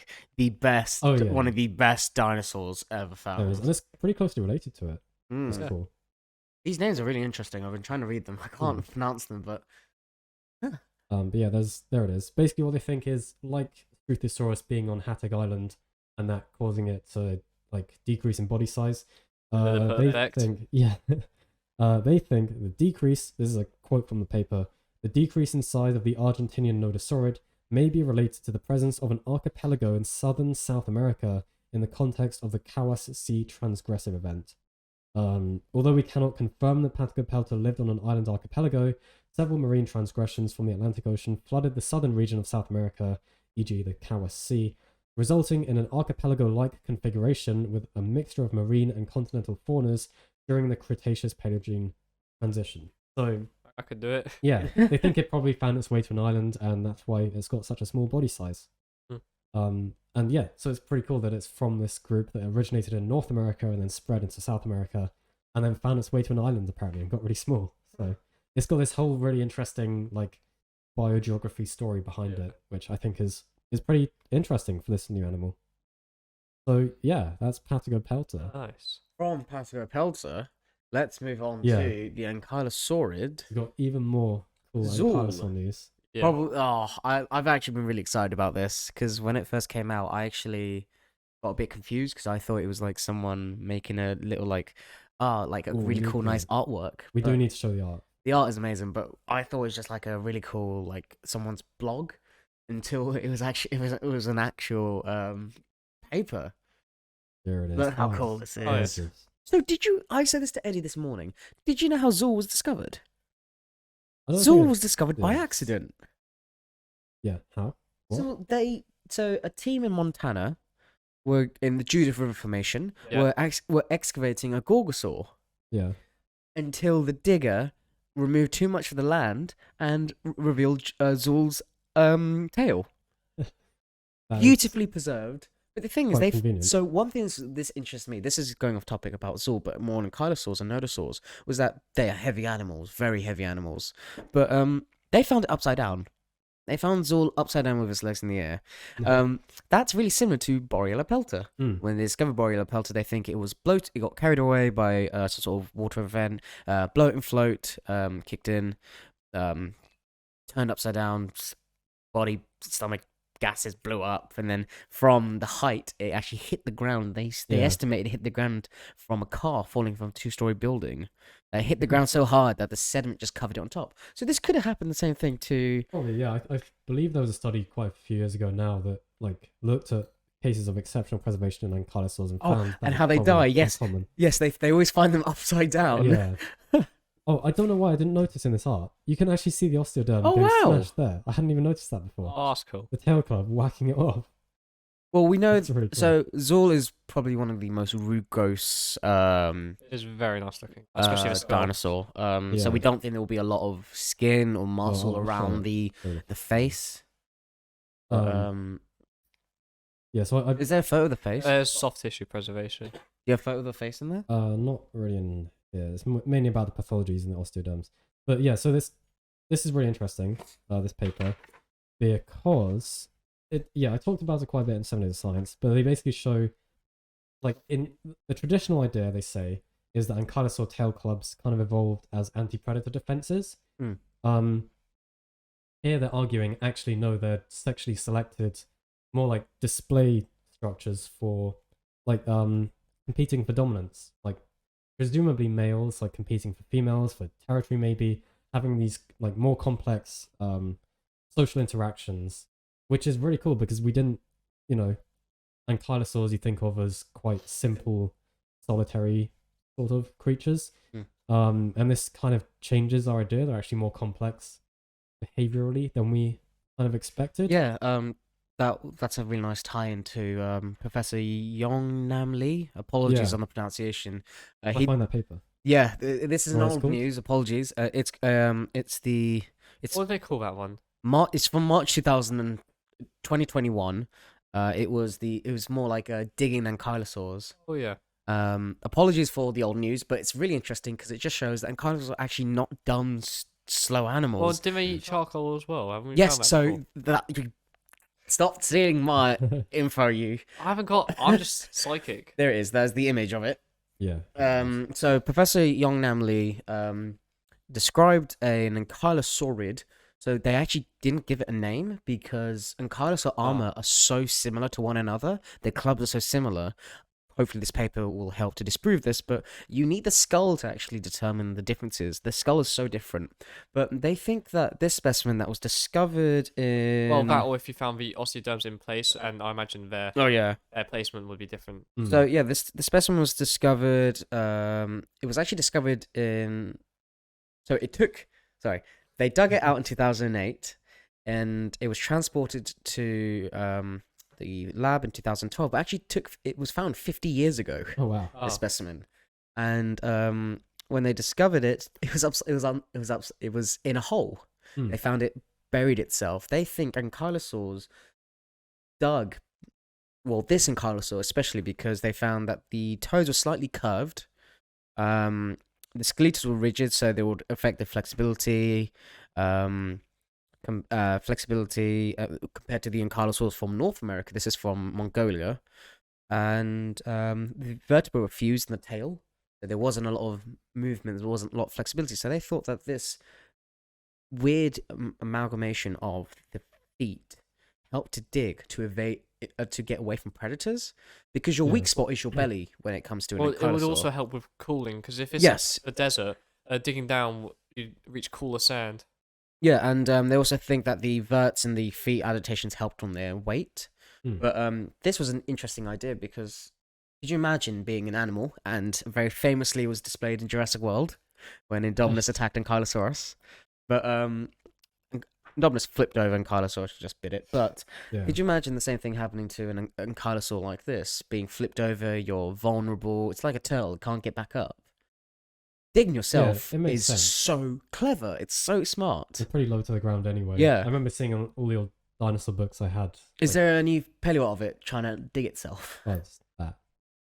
I imagine they're just straight up moles. We find ankylosauros, because you know those Megatherium tunnels. Yes. In South yeah, America. that'd be cool. But imagine you find those. One thing that Eddie just mentioned, which is really interesting, I find is so incredible about ankylosaurs, is that it's that's the fossil. Okay, it's that's the fossil there. There's no skull, sadly, but burnt vegetation. That's really important for ankylosaurs because they can. So ankylosaur coprolite cross sections have found that there's a lot of burnt vegetation because they can actually digest it well. And there was an old idea thinking that ankylosaurs will actually follow forest fires. They'll follow behind them. They're fireproof. That's what the osteoderms are for. They'll follow behind them and just like munch away on the vegetation. No other animal's Yeah. going to go for them. And So I doubt they got the speed to outrun a forest fire either. But that was shown in Prehistoric Planet, Yeah. wasn't it? Was They showed. Yeah. What ankylosaur was that? Was That's- it unnamed? Eubocephalus, is it from North America? So Eubocephalus think. ankylosaurus is all. I think they may have been Bumpy. unnamed, but they showed that behavior, which is cool. Oh, I should have brought the Bumpy. Oh, That'd be great. We got a Bumpy. can we get a toy from- post-credit scene of Adaptations. Bumpy? Okay. Just like Bumpy, like digging itself in the Yeah. in like some sort of Oh, like no. in your like bed or something. Yeah. Shall we go back to this? Yeah, tails. sorry, apologies. Let's No, go back to that's Zool. cool. I have a question. Hmm. How have they not spotted this before? Like, not just Well- not as in like Zool specifically, but we have loads Like of injuries. fantastic specimens of. Yeah, because I don't think they really do like a survey of other ankylosaur injuries. They do Yeah, a which is survey fair of. enough for this tail study, growth. but is this? I mean, Should this really be the first time we're hearing about this? I don't know because they have a like ankylosaurs don't have a great fossil record, which they state I a lot. kind of disagree. Like, Well, they we've got say- some they've got fantastic brilliant- stuff. They say in this that it's very limited. You can't do like big. Oh yeah, like, no, statistical yeah. surveys Like and I just stuff. said, the skull is the most important thing for an ankylosaur. No, I mean it's cool paper, but I mean they are still going to be using it against predators because Yeah, I mean so- not all features aren't just for one purpose. They end up being adapted for other things. That is something they say. Obviously, like, but they say anti-predator defense probably didn't drive the evolution. It Right. probably was sexual selection and competition. For What about dominance, nodosaurs? whatever. How does this? yeah, so that's another thing they bring in. Like, it's interesting that nodosaurs, don't have tail clubs. They fuse their caudals. Nodosaurs. Uh, Funny enough, yeah, a lot of the sorry. nodosaurs we have don't actually have tails. Pelta doesn't have a tail. Polacanthus doesn't have a tail. Yeah, so they say at the end of the paper in the discussion that it's interesting that nodosaurs that lived in the same environments had the same predators. They didn't evolve tail clubs. So Right. obviously, they had other ways of defending themselves. It wasn't, if a predator comes near you, yeah, and you've got this big tail club, you're going to use Right. it if you need to, which ankylosaurs like probably did, but that wasn't the main driving factor of the evolution. Otherwise, you'd probably expect nodosaurs to have them as well. That's what you mentioned earlier about the Triceratopsian horns. yeah. About the horns are going to be there. They're Yeah. going to fight other dinosaurs But and yeah, each other. There's so many interesting things to say about this. Yeah, so they basically what they did, they looked at the specimen of Zool. What's his name? Oh, Crurivestator. before you go any further than that, this is brilliant. What I'm going to say. You're going to get yellow carded for this. No, Crurivastor actually means shank destroyer. Oh yeah. Destroyer of shins or something. How cool is Yeah. that? Yeah. It's very cool. And it's named after the Ghostbusters. Yes. Apparently, 1984 Ghostbusters Yeah, 2. 1984. Dan No, Aykroyd. number one. Dan Aykroyd. Silly boy. Dan Aykroyd's his name, right? Is it not Ghostbusters? Yeah, yeah, but one? he's in Yeah. Ghostbusters. Yeah. Apparently, He's in Ghostbusters 1. This Oh, is apologies, yeah. apparently he's a dinosaur fan, and he was really pleased that they named Oh, this nice. after Zool. So yeah, Yeah. pretty cool. Zool is the gatekeeper. Yeah, I actually wrote this all down in my notes. Yeah. Like I had to like do my research Oh, on I Ghostbusters. love Ghostbusters, man. It's so sick. But yeah, so what they did, they looked at Zool, which is this great ankylosaur, pretty complete as you can see, and they mapped out Yeah, where it they is found fantastic. these injuries. And so the main conclusion they draw from this is that the fact that they're on the sides of the animal and they're concentrated around the hip sort of region Yeah. and not randomly distributed, not across the top of the animal, they're saying this is more likely to be damaged from probably another Zool smacking its tail against the sides, because this is the most easy place on the body for them Well, to I hit feel each like other. the other way you would test it is, well, what kind of injury is it? I mean, if it's like a blunt break, then Yeah, yeah, I that's mean- going to be a club. I mean, I think they Well, were. it showed in the 'Cause paleo. It obviously, looked in the paleo yeah, update. It's a yeah. blunt Yeah. break. No, but I'm saying, like, when you usually look at injuries caused by another animal, you are looking Yeah. at matching structures up. And they say again, why, like, if you're a predator attacking an ankylosaur, why would you go from the back to the sides, the places where the club is most likely to hit? you'd go for the neck or something instead. Could you imagine another Zool smacking another Zool in the head with its club? Oh, and again, that's another thing they say. The Wow. fact that they're targeting the flank region, that's where there's less likely to be like killing each other when they hit. It's really just injuring each other. Yeah, and because just neither of them want to like risk death when they're doing like competition and everything. Oh no, man, glory or death. the fighting mammoths could have been told another reason. Yeah, I mean, obviously it does happen, but this reduces the chances if they're like attacking less vulnerable areas. Here's the than thing: the is, could head. you imagine if you smacked the hip or smacked another Zool's leg? That would. You're messed up when it comes to Well, getting you away said from this earlier. How predators. fused the sacral region is. Oh yeah, there's gonna be so. Oh, that's you go. interesting. Put it Yeah, through so a big CT scanner. another interesting part is they found not only were there fully healed osteoderms, so that the bony armor, but also partly healed ones. Oh really? So they think this is like evidence of multiple different events of fighting. Right. It wasn't just once. It's probably like a seasonal thing, which is pretty cool as well. That they can infer that. Yeah, and also interesting. No pathologies of this sort in this kind of area are preserved on nodosaurs, which don't have tail clubs. Right. But again, that's indicating this probably was caused by a tail club. Again, this is only one specimen. So and, like this referring a lot, could but, this be the best evidence we know for this being, for example, a male Ankylosaur? Yeah, that's something they bring up. They say there's no way they can confidently like tell the sex of these animals because there's just not enough specimens. You need to do a Yeah, you don't know whether that study. is sexual or territorial. Hmm. Yeah, because obviously, like if it is if sexual selection did drive the evolution of the tail club, then does that mean they're only present in males? Is there any way of telling that? Yeah. Were they larger Could you in males? imagine how confusing that would be? Like, yeah, could exactly. you imagine if nodosaurs didn't actually exist? It was just nodosaurs of the females. Yeah, but I and- said this, like, not all structures have one purpose. Like, Yeah, they exactly. might have started out for intraspecific competition, but very quickly they turn into anti-predator weapons. So at the end, even if it is a sexual thing, the females are going to have them as well. Did they also bring up Yeah. the idea of predation? So, like, do they do any tests to see if other, like, a theropod could try and bite the osteoderms? Because they did that with Well- Patagopelta to see how it died. Yeah, I mean, you'd expect like predators. Would No, but I'm saying try. in this paper, did they mention? Not really, I don't think. Okay. But generally, teeth would match up with Yeah, but that's wounds. what I'm just asking if they Yeah. No, I mentioned said this it. to you earlier. Like, this isn't a radical idea. It's just the first time evidence has actually been found of it. Yeah. Interestingly, arguing against the idea that they could have also been used as predator defense, which I think they probably were. If you've got them, they were. But they bring up the point that yeah, there are examples where sexually selected weapons aren't actually used in predator defense. Again, interestingly, they bring up the example of the moose. They actually kick instead of using their antlers generally when a predator is attacking. And apparently there's a lot of evidence in recent years showing that, at least in squamates, so lizards and snakes, osteoderms didn't mainly evolve as predator defense, that actually instead sexually selected or, for intraspecific combat. And that They use their influenced tails, though. What do? Some lizards. Yeah. Okay, yeah. Komodo dragons. Yeah. Well, Also, then- there's no way that's destroying a car and saying, "Oh, it's just a bit of banter." Yeah. Just playing with the lads. Yeah. Nah, Well, my man's taking out, as it says in the name, shins. yeah, that's true. I mean, definitely. I think yeah, ankylosaurs definitely could still use them for He's that. writing obituaries. But yeah, it's interesting as well. Apparently, they didn't find any significant correlation between the knob width and the body mass of the. So where's that? I Where's knew the as I knob was reading width, that. Ben? Knob width here. Here we go. Here's the measurement of it. Interestingly, isn't it? I'm not going to say that. Yeah, apparently there's no correlation between that and the body mass of the largest theropod or tyrannosauroid in a given ecosystem. So again, not correlated with predators. Huh. Could there be an idea of them knocking down vegetation to eat it? That would need a more robust study, though, I believe. Yeah. That's not something I could just like quickly whip up a graph. Yeah, but a fossil record is terrible when it comes. A fossil record's You terrible. can do something.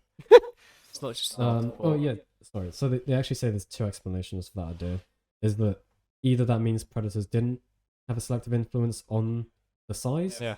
or it means that the tail clubs just didn't get bigger than when the predator body size gets bigger, because once they reach a certain size, that's when they're most effective. And so Yeah. Well, also like that's already taken out cars. Like it doesn't need to be much bigger Yeah, at the end of the exactly. day. It's a pretty effective weapon. Can we see the phylogenetics of Zool? it I'll might- have to it's- go back to. Fairly derived. If it's No, I just want to see his phylogeny. for Well, it'd be around the Ankylosaurs. same time as a good old Spinosaurus. Gorgosaurus Yeah. as well. Well, yeah. Yeah, it's from the So Judith good River. at So computers. where That'll probably be a good- printing it to? Probably a good summary Companion, on so both, I'm That's what it assuming. says. Do they have the phylogeny? Yeah. Ankylosaurini. There it is. Yeah. Well, what's it based on? Interesting. Uh, Is it is Serena it? again? that's when they described it, isn't it? Yeah, 2017. Yes, the year. There it is. Yeah. A derived Ankylosaurid. Oh, there's Cychania. What? Cychania, the one from China, from Oh. Asia. I remember it from Dinosaur King. Scolosaurus. But yeah, so let's find some more images of it. I mean, it is an incredible Ankylosaur. There's the skull. We have the paleo. Come on, the paleo they actually released for the fossil. The around. I mean, be on here somewhere. Right? There it is. The This? Guardian. Go to the Guardian on. We can Oh. So on the right was Zool, and then this is Oh, Zool the as actual- well. yeah. Yeah. Zool the gatekeeper, and then you got Zool Why? I the don't Shin know why- Destroyer. Yeah. Was always Yeah. looking like that. He's kind of looking at me seductively. There's some great paleo out there. Why is he looking at me like that? I don't Interesting know. colours. Very Just like- interesting colours. Oh, we know the color of Borealopelta now. Yes, don't we do. Yeah. Oh, that would be incredible. Not proper, green. a proper full study on ankylosaurs and their color. Oh, well, Ankylosauridae, Ankylosaur. What? Oh, Saurids? Borealopelta is a nodosaur. Yeah, it's a nodosaur. Yeah. So what's Thiothorans? A full color study of Yeah. Thiothorans would be amazing. I think I covered all the stuff I Yeah. wanted to there. Dinosaurs are probably some of the coolest herbivores ever. Yeah, I mean, like Hey, don't disregard the hadrosaurs. Like, the thing that always blows Meat my mind. fodder. They basically are. leave them alone. The thing that blows my mind with dinosaurs is just how diverse they got. Like you kind of don't appreciate. This is for a conversation for another day. Yeah. But from yeah. spiky bones to Cats. cats. There we go. Here's the paper. The sharp, movie. sharp cats. Yeah, I only very briefly read the. Yeah, it's really abstract and cool. it was I didn't Finally, read it. talking about paper that actually uses FEA, finite Yeah. element analysis. Lovely jubbly. Yeah, so it sort of starts off talking about saber-tooth in general, and they're known in like a lot of vertebrate clades. So they start off in the Permian. You've got Gorgonopsians. I mean, hell, even some Dinocephalians. Yeah. I mean, well, fish as well. What Encodus, the salmon, Oh, and then wait. Sorry, can you take this off screen? I just need to log in. 20 quid. Damn. You pay that much? No, I'm logging into the uni one. I'm gonna Okay, keep talking honest. anyway. Yeah, carry on. Yeah, so it's evolved independently multiple times. Although I find it just click quite cancel, interesting click how cancel. it's evolved most of the time in sort of And then mammalian type groups. So that's sort of like synapses onwards, and obviously Yeah. synapses are known for having There's that- differentiated teeth. That paper, was it last year? I remember talking to you about it. Is this the About- one that if they snap, they could snap?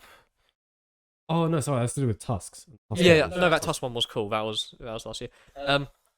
Anyway, originally it was thought that Machaerodontes, so that's all the sort of Cenozoic saber-toothed cats generally referred to, all in that group. They were once thought to all share the same ecomorphology, just thought to be like subduing.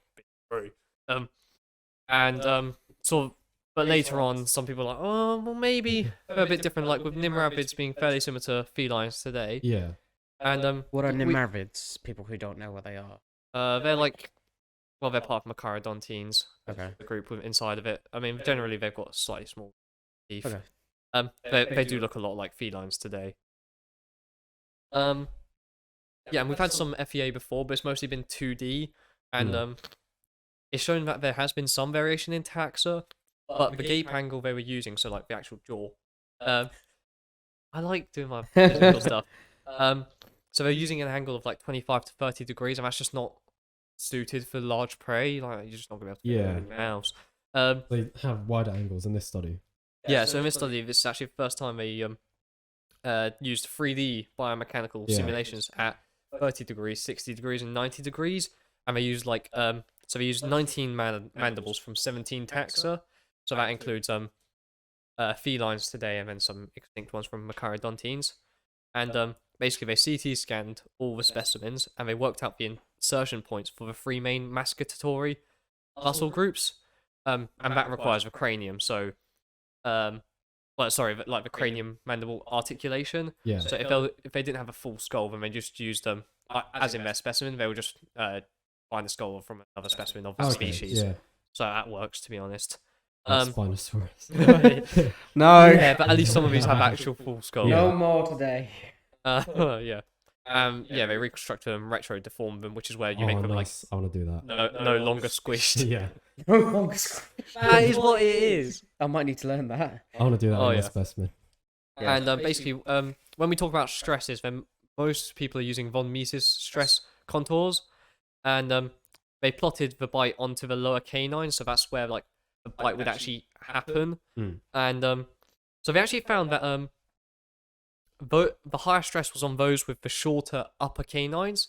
So the longer the canine, the less stress there was, especially at wider angles. Like the wider the angle you had your jaw at, and the longer your canine, a lot less stress was performed.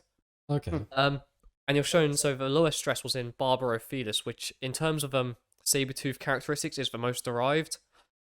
If you want to pull up a picture. Yeah, I was going to say, can we get a photo uh, of some of these saber-toothed cats? How Yep. do you spell that? Barbo Back to Bour. Did you just say Barbalo? Where are you What? going? I don't know. Did you say Barbadactylus? Yeah, no. What? So you got Barb. Yeah, Oh, but you. Oh, okay, I did it wrong then. Felis. Like that? Yeah. Okay, oh, there we go. No, that's not how I spell it. Oh, it's basically how it is. Barbaro. That okay. Oh, it's this thing. Nowhere close to where you were. These are cool. I know it's nothing kinda about ugly, mammals, though. but these are cool. Yeah. What does it come under? Sorry, just quickly. Okay. Barbarophilidae. Oh, thank you. Chordata. Anyway, and so, and could you quickly put up a picture of a Nimravid? I know how to spell that. Yay! Not Nimrod. Ravidae. Yeah, so these are, as well, you can see from that skull already, it's fairly similar That's to a them. that's a really nice fossil. Wow. Felids already. Yeah, there's loads of great fossils of Is that Machaerodontines. Like, Yeah, so it turned out extant felids actually do have a higher stress than Nimravids. So because they already have longer canines anyway already. Yeah. is there a comparison between their two skulls? Like, is there any images? Like, just paleo art that might show. But, generally, so you'd sort of think, what's it called? So you either have short or long canines, and that changes your bite. Like, you either have this or that. Like, Yeah. I actually say, so there's no dichotomy between the short and long, it's just a continuum. So it just, so how the stress and the canines grow, it's like, you can find specimens all along that continuum. And so so generally you've got two different types of killing methods. You've got the canine shear, which is generally the saber-tooth, and the feline method. But there are existences of transitional methods in between, Okay. sort of like for Homotherium and Metalurins. Homotherium is like a really, really common parodontine. Yeah, it's really widespread across Yeah, the Europe. north, wasn't it? Yeah, so Okay. obviously, as you can see, its teeth are nowhere near as big as like Yeah. Smilodon, but they're bigger than extant fetus, so it's got an in-between That's so sort cool. of killing method. Big fish in the background. Sorry. And its stress is like somewhere in the middle. It's like it's not one or the other. Yeah. And that's interesting in terms of niche partitioning, because if it's just not one or the other, like you've got all these different like slight variations in between, then you can have lots of different Yeah, that's really these cool. like feline forms I guess that's in sort one. of ecosystem. expected, but like, because yeah, I mean it's Homotherium at least. It's is very nicknamed- speculative when it comes to saber-tooth. So Yeah, it's nicknamed the duck-toothed cat, right? Because it's not a saber. It's well, like that's how they're separated. Like you got dirk tooths and yeah, scimitar tooths. yeah. I forget which Okay. one falls in. I think Smilodon falls in the dirk tooths, Okay. and I'm not sure. Yeah. Yeah. Anyway, that's not what this paper is covering. Yeah. So they also showed that mandibular stress is lower at higher gapes, and which was really weird.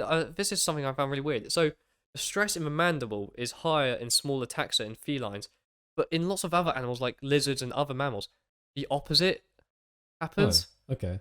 So that's really odd. Yeah. And yeah, so this is also really cool. This is where it starts getting into the title of the study, many to one.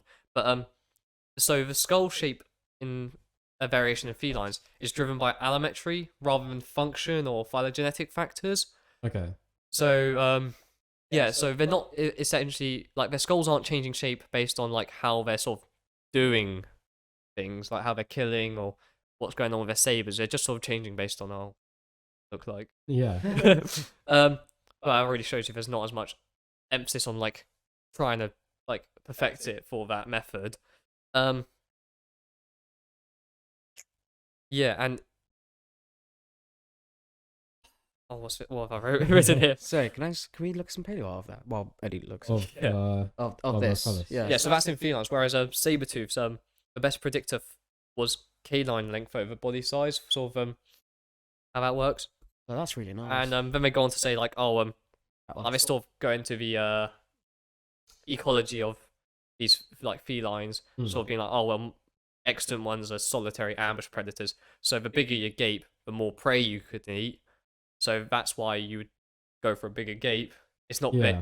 It's not like you go for the saber teeth to catch bigger prey. You just go down further. And that's another thing they found quite interesting. So while modern felines with their current muscles, they can't actually open their jaw all the way to 90 degrees. But if they could, like if you just purely test it, the stress is much lower. Right. Okay. So if they could theoretically, then they would have a lot lower stresses. Yeah. Also, they showed that more gracile mandibles have higher stress, and if they reduced the process on I think it's the coronoid process on the mandible, that Yeah. and you can see that in a lot of them. Is there? The saber teeth, you know, it's on the mandible. Oh, on the mandible. That's the skull. Yeah, maybe you can see it. Yeah, I mean, you maybe. could look Yeah, it up it's a very on good modern description. felines as well. But yeah, on saber-tooths, they Lower don't jaw. really have that coronoid process. It's mostly gone. It's only on Oh. those gracile ones, which is where they have those higher stresses. It's quite Yeah. a short. They're also able to hide. I mean, this is something we kind of known already, but it's nice to have it confirmed again. Just constantly going over it. They Yeah, I better tried to get handle this one up. better handle torsion at larger gapes. Yeah. Yeah, but basically they're saying so they didn't actually really need to like specialize their jaws or skulls to make that higher gape because modern felines can do it already. Just they decided they wanted saber teeth as well. Well, and they also reduced that coronoid process, which I said helps. Yeah. Also, something pretty interesting is so it turns out that in terms of this saber-tooth morphology, efficiency and strain energy doesn't actually like correlate. They're independent of each other. So you can't like differentiate clades based on like strain and efficiency. Right. Yeah. There's just a lot of convergence. Yeah. Well, it also shows because they're also doing it evolving it independently. Yeah. It's like, well, it doesn't matter so much like how much strain you're putting on them. Yeah. Yeah. So they're saying like potential functions of the elongated canines or sabers could be like, I mean, well, we've discussed this a bit before with the ankylosaurs. I mean, it could be Yeah. display, defense, intraspecific, hunting. But basically, what this paper has done is like decoupled the relationship between canine elongation and mandible performance. Like before, we've Okay. been like, oh, you know, they had saber-tooths didn't have good bites or anything like that. I was like, no, they did. They were just able to open their jaws really wide, but the saber teeth have nothing to do with it. Like, it performs as well as extant felids. And so that's where it gets to the title, where it's many to one. So, like, you've got this high morphological disparity, but it's all essentially doing the exact same thing. Hmm. I didn't really see any other examples of it in other animals, but they're saying, but you can add cats to this as a part of sort of that morphology. Yeah, no, I just thought that was really cool. I mean, Yeah. a good example of FEA, which we've been talking about a lot recently, but Yeah, I don't think we've really looked at many papers of it. And I always like a good paper on a saber-tooth. It's always very nice, mathematically involved. Can you explain why Valentin or Valentina, I don't know, Fisher, They're an ichthyosaur worker. I Are don't know why they? they're on this paper. Yeah. Click on it. What? Unless it's a I don't think It so. might- I'm pretty sure. But yeah, no, I always see They're them on from ichthyosaur. Belgium, are they? Looks like it. I don't Is know. your fisher from Belgium? It's your fish. Yeah, from I Oh, think I don't know. Look, click on them. See what comes up. Yeah. Oh, Yeah, damn. I always see them on ichthyosaur papers Oh. a lot. And I was just like, yeah, that's. Well, they've that's got funny paper on seeing them there. convergence, so that might be. Yeah. why they were that's brought interesting. on. I mean, nothing's saying you have to research one thing. I was just Yeah, like, I mean, well, let's face it, Mars That's still weird, works on 'cause- basically everything under What's, the what, sun. what's it? The world is your oyster. The fossil record is your. Yeah. yeah. Your- But, yeah, Scenario. it's basically just showing like Study. saber-tooths don't have as big of an influence on their sort of killing as much as we thought. Like, it's not like you either have saber-tooth or you don't. They slowly grew those canines. Yeah. And it means you can have multiple saber-tooth like cats in one environment, and they could all be doing slightly different things. Because you've already got That's really cool. Yeah. get a lot of separation niche between partitioning. dirk and scimitar, but if you've got Yeah. like different sizes, doing different things. That makes sense. I mean, it's appeared so many times. You wouldn't expect them to all be doing the exact same thing at Yeah, the time. but yeah, it's very cool. Like you could but I've always thought like considering how common saber-tooth have been through prehistory, it's very inevitable it's going to evolve again. Yeah. like, Considering this paper saying, oh yeah, so many to one, like felines can do it again. Oh, yeah. They'll come back with them, They sort of, I don't know. They just have that like the and I think it helps sort of the biology disprove for it. the whole saber-tooth cats had that. Like they couldn't deal with the stress of biting. That they were flimsy. yeah. It helped show that no, they were good at handling large prey, and yeah, they just had really wide bites. That's cool. Yeah. No, it's really interesting. I didn't read a lot of it, but you alright? Okay. Yeah, we just want to cover this and maybe the Cretaceous thing. I don't read. I had What I had a Cretaceous paper. thing? Okay. I had a Is it new? So this is kind of crazy. A 2 million year old, yeah, so 7th December, very recently, last week, right? Yeah. 2 million year old ecosystem in Greenland uncovered by eDNA, or an environmental DNA. I don't know if you're Electronic familiar- DNA. That's what I keep thinking when I see it. But I don't know it's if you're batteries. kind of familiar with the concept of environmental DNA. It's like not the DNA from the organism like directly. It's what they leave traces of themselves in an environment. So like Right. feces, like Okay. bits of hair, whatever. But Like fragments. yeah, in a way, and you can basically do like a survey of an environment. It's what they did to find the Loch Ness monster. I don't know if you remember. That's like the first like famous kind of use of it, where it got people are on popularized. Popularized. Yeah. But yeah, they basically did a survey of Loch Ness and found like what animals are here present in the lake, based on eDNA, the DNA they leave behind the environment, and they found that there were eels there. And Oh. so they're like, oh, the Loch Ness monster is an eel. Yeah. But anyway, this Eels are I tasty. never heard of that before. yeah, That's it's interesting. a really cool new way of doing it, and I feel like it's a good way to find some cryptids. Test the Yeah. DXD. This paper though is crazy. This is the oldest DNA that's ever been sequenced. Was it properly sequenced? Well, yeah, basically. Oh, you Um, did mention this to me. Yeah, 2 million year old DNA, and they say it's just the eDNA collected here is just much older than any previously Oh. sequenced DNA. So this formation in North Greenland, the name of it, I don't know how you say it. Oh, that's fine. Then. Let's have a go. Oh no.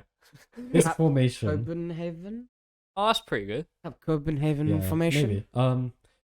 But yeah, so it's they basically took 41 samples from organic rich sediment Mm. located at 5 different sites across here. At the moment, it's a polar desert. There's not much there. But 2 million years ago, they found not that this. Oh, gorgeous I've seen paleolog this. by Beth Zeiken. No, Those. please. That is incredible. And so, yeah, what they found is an open boreal forest ecosystem. There's poplar, birch, and thuja trees. Lots of Arctic and boreal shrubs and herbs. And a lot of these, they didn't realize they were there. They hadn't found them as Yeah. macrofossils or in the pollen records, but they found them from the eDNA. They found eDNA from hares. Also, surprisingly, Hair from hairs? is that a yeah, probably, yeah. is it's that a probably what's based wombat on at that. the bottom? What? No, Oh, I think that's a vole or rodent. something like that. Yeah, lots of rodents and geese. They say. Wombat. I don't know. My mind's Um, somewhere else. Also, reindeer in the background. Yeah, the geese here and mastodons. American pretty cool. mastodons. They're just chilling in Greenland 2 million years ago. Gosh, could you imagine trying to just bringing back this ecosystem would be amazing. Yeah, it'd be incredible. Surprisingly as well, they also found evidence of horseshoe crabs and green algae. No way. Yeah, horseshoe crab eDNA and green algae. Gosh. So it shows that the climate here was a lot warmer than it is today. It's more than 10 degrees Celsius warmer. Right, this is Pliocene, right? Yeah. Okay. Pleistocene. It's early Wait. Pleistocene. Early Pliocene. What it says. Ooh.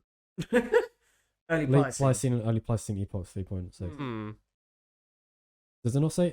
I wrote down early Late Pleistocene. Pliocene might work. 2 million years. Thinking. Yeah. That's what I wrote down. So. Yeah. It was starting to cool around then. Environmental. I need to check now. I'll be annoyed if I got it wrong. Yeah, no, I know around the like early Pleistocene it starts cooling. Yeah. Yeah, they say it was warmer, and that's the interesting thing as well. Yeah. They say it's important. Yeah. Oh my gosh, stop early moving. Pleist- I'm trying to See? read it. Sorry. They say that it's quite significant because this sort of environment is what we'd expect for places like this in the future as the climate continues to warm. So, like, let's see what ecosystem is present here, so we can kind of see what we're going to expect in the future. Let's as well. warm up the ecosystems. Yeah, it's like telling, Have a bunch of telling burners you, going. Set the geysers off. yeah, telling you what we might expect here. So yeah, they find there's a lot warmer surface water temperatures during the early Pleistocene here, and there's no modern analog today. There's no environment like this around today. No. They say, I mean, obviously no mass. Yeah, I was gonna say like I love this paleo though. It's we really don't nice. generally have many megafauna today, so it's kind of Yeah. hard. They think the reason that the eDNA has survived this long is because it's related to how they bound to mineral surfaces. I don't want to go into the mineralogy because I'm not going to understand it probably. but No, let's not, please. I didn't read into that as much. Could it be but to do with the ice as well? you want to read through this and No, figure out no, how it's no, not possible. We'll have to Um, link the paper couldn't- because could Yeah, obviously it'll be linked. if A you lot want of it to is frozen in Greenland. Yeah, so that it help? was definitely buried by sediment. They say that hasn't been touched by anyone for paleo art is thousands of years. beautiful. And yeah, it's just so much older than any DNA that's previously been sequenced. And it's just kind of crazy that now the limit of when you can like sequence DNA is up to 2 million years. Obviously, you need these really specific, ideal conditions. But yeah, 2 million year old environmental DNA, at least, so like fragments of DNA left in this formation for 2 million years. And now we've detected all these animals and plants. That So we we didn't could know were find there. megalodon DNA. I mean, if it was living in Greenland. Oh, have you heard what they've just found in the Indian Ocean? What? They've just Megalodon. found remains of a megalodon and Have like they? megalodon What? fossils in the No Indian way. Ocean. Yeah, Oh, that's I didn't see sick. that. yeah. Talk about Let's look at that. We'll have to from talk about this some more time. But I had a little paper. Oh, we're still talking about this. I'm done with this. This is really cool. No, Yeah. this is groundbreaking. Jurassic Park soon. Well, yeah, because classic. obviously, like, it could be Jurassic hot, Park. like now we don't have to rely as much on like using the fossils that we have to reconstruct these environments as much. Yeah, at least you need the specific conditions for the DNA to Yeah. preserve. But It'll be it's interesting really to see insane. what's going on It'd in be cool to see where they Siberia. can go. Mm. Places in Russia would be Yeah. amazing for this. I think that's Nice. always what I like to see with papers. Like, okay, we've applied it to this one thing. Can we apply it to everything Can you else? Yeah. please click show authors? I want to see how many people are on this Oh, thing. please. all of them. It's a lot of Okay. It's everybody in Greenland. yeah, basically. Oh my god, look at that guy's name, Ian Snowball. How suited what? is Ian that? Snowball, What? third line. Yeah, that's so Oh my suited. God. Oh, That's it's amazing. His Um, name's Doctor Christopher What? Doctor, fourth line. oh yeah, Oh, these real names. They're like, we need more people. Philo Norway Consortium. That's a crazy name. Imagine naming your child that. they're meant for big things. yeah. The register time was crazy. Yeah. You Yes. Have a paper you want to talk about. There is, What's it called? So it is the oldest lizard, and Again. Wait, yes. So I hang on, need where's- to. Where do I find it? So if you just type in the oldest lizard, go into news. So I need to apologize now. On the first episode, I brought in Belasia, which is supposed to be the oldest lizard from the Jurassic. Oh. Yes. And I would like to introduce to you Cryptovaranoides. Cryptovaranoides is dated to You gotta about. sign in. Yeah, I like Fizz. Yeah. Fizz is good. Oh, yeah. We forgot to talk about this. Yes, Didn't we? Yeah, so sorry. Cryptovaranoides is dated back to 202 million years ago, right after the Triassic extinction. Yeah, that's right of a boundary. Yes, and it was originally found in a quarry in Gloucestershire in 1950, and was left in a cupboard in the I'm NHM. seeing a trend here. So, if you have any fossils, look at them carefully under the microscope. And don't Because- send them off to an address. No, we like them. This isn't it. Yeah, this Isn't it? This isn't it. No. Oh no. If you want to type in Cryptovaranoides, so CRY. This is this, isn't it? Yeah, that's the one. So this is Right, here we go, here we Cryptovaranoides. go, yeah. Good boy. So it's a really interesting because we thought Belasia was, and they noticed in Belasia that. So watch next week. We're gonna get another damn lizard to be older than So this. that's a huge ghost lineage then, because we've got like one from the beginning of Well, what I'm like, gonna say of is the actually Jurassic, and then one from a much later. until the end of the mid Jurassic or mid. Yeah, you just got a huge Well, ghost this is lineage. what I'm going to mention is that in the skull of Belasia, they said that the bones they could be actually adjusted to swallow bigger prey. Yeah. And that's seen in snakes and some other lizards. This thing is actually closely related to water monitor lizards. Like the phylogeny goes into water monitor lizards and Komodo dragons. That's what's called Varanoides. Yes. Yeah. Yes, must be. So what was really interesting, found in the HM until recently was described. The skull is about 3 centimeters long, a tiny little thing. Cryptovaranoides actually means hidden lizard. Is that covered in paranoid? It means probably. Very shiny. Yeah, it means hidden lizard-like, and then I can't pronounce its last name. Microlanius, which is referred to the butchery teeth. So its teeth remind them like butcher knives. That's why they named it that. But the skull actually, so it's the oldest squamate. Its full length is about 25 centimeters. But the skull's actually modified bones. So the modified bones at the back of the skull allow for the flexibility in the jaw opening, pushing back. So allowed it for jaw Cranial flexibility. kinesis. So yeah. Yeah. So this is actually leading into Belasia actually having those modified bones to swallow bigger prey. So this is interesting. I don't know if they did a So we're phylogenetic talking a lot about analysis. gape today. I got my gape paper. Yeah, so this is pushing back Squamata all the 34 million years from what we thought was pretty cool. Belasia.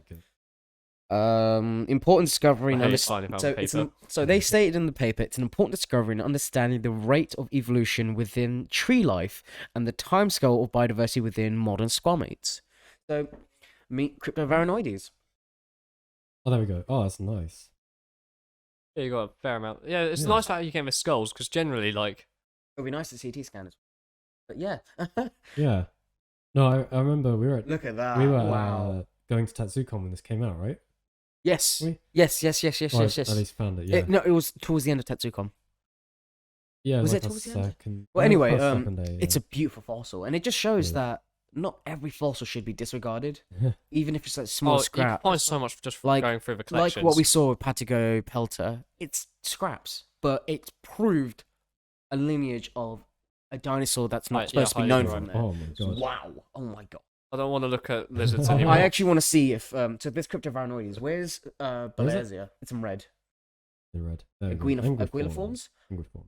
Where is Scrum? Where is not Scleromoccus? Belasia. Will that be included in here? I I don't know, swear because it might not have been around the Yeah. time they were doing this. I don't know. I Go doubt it's Becco. It's called Is that Go Go Becco? Go Becco. Gecko. Gecko Gecko. It's spelled different. Oh, you got Huehuequetzalcoatl. What? Oh, that. Yeah, that's the one we were so, trying to so say. this is Belasia should be within that. Huehuequetzalcoatl because Oh, it should be Oculodentavis. Huehuequetzalcoatl. Oh wait, so this one, hang on. It's more. This one's basic. coming out. Yeah, that's Yeah. coming out more Oh derived. no, that's right, because it's a crown squamate, so it's within the crown group. So, modern, a crown group is just like the common ancestor of all currently living groups and everything descended from it. Go Becco. So yeah, because they thought they evolved in the Jurassic, right? And then this proves they are actually around in the Triassic. Yeah. But What do you think? early Jurassic Yeah. because it's 202 million years. So No, that's Sorry, no, that's sorry, like Triassic. One more. Triassic. Yeah. My I do numbers remember went reading this, backwards. but I can't remember specifically what they say. But yeah, it's a crown group, which is the key thing. So yeah, that's really. It's such a nice little I got fossil that Toxicifera there. it's just been disregarded, really. It just shows that you should look at your collections better. You should look at them Oh yeah, on a microscope. You should look at them closely. If you have a spare ichthyosaur, please let me look at it. If you need crocodile bones, don't. Yeah. I'm not gonna ask for anything. We're running out of time, I think. Was there anything else anyone wanted to talk about? Elasmosaur.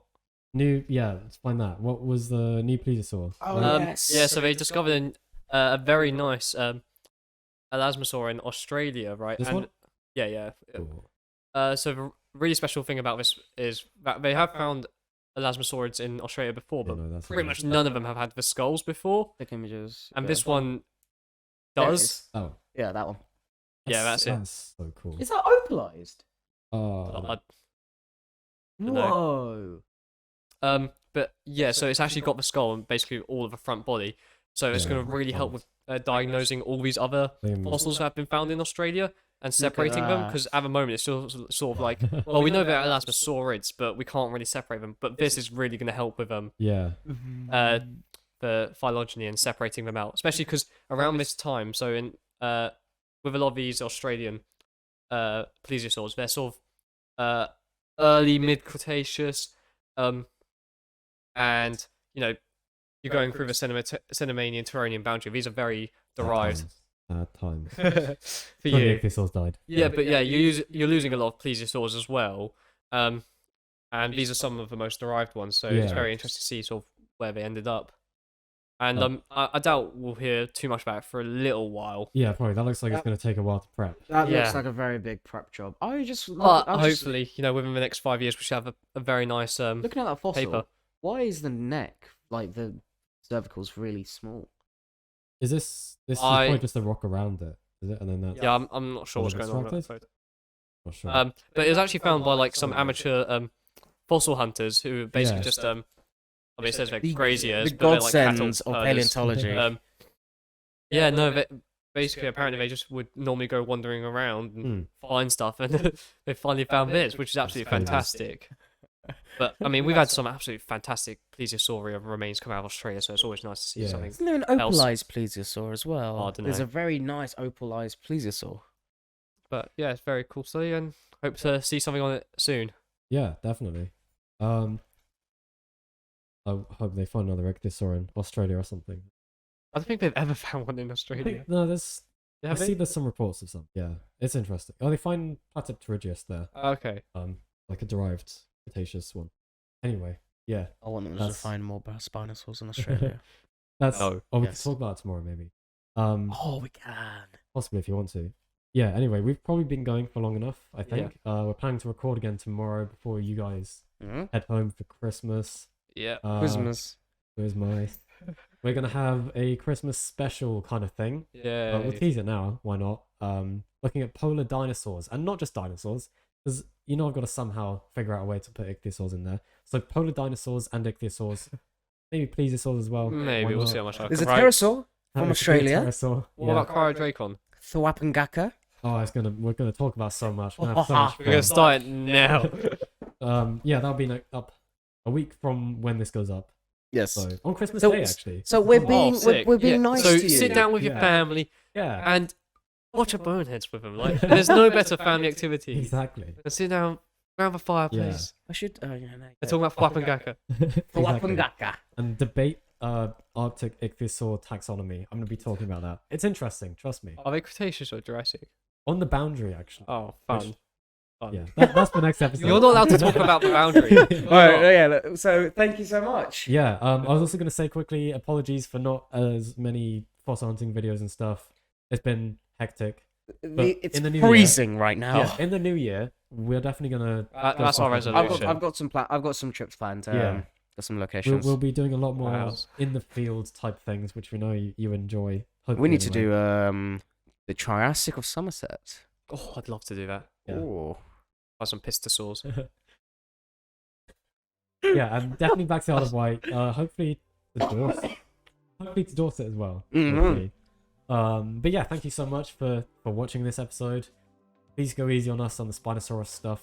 It's just a bit of fun. Spotify. I've remained neutral on it. I'm gonna. I'm probably getting Spotify. cancelled. Quickly, a lot of people have mentioned Spotify. How much of you do actually want it? Yeah, tell us. If Yeah, you want tell it, us. But the thing is, we're quite a visual podcast, so Technology is very visual. Like we can trying to we can put the explain audio like on the there. quarter from Marlis goes here, and then you got this distance. We're not going to do that. Yeah, because some of the feedback we got for the first episode was you're not showing what you're talking about a lot, and that's kind of difficult for non-paleontologists. And now we to haven't had that understand. anymore, have we? So No. Yeah, now, well, people are asking, we can put it on Spotify, because I get a lot of people listen on there, but yeah, I don't know if it'll work as well without the video, but we Yeah. can still do it if we'll you see you in a couple If you want, episodes. yeah.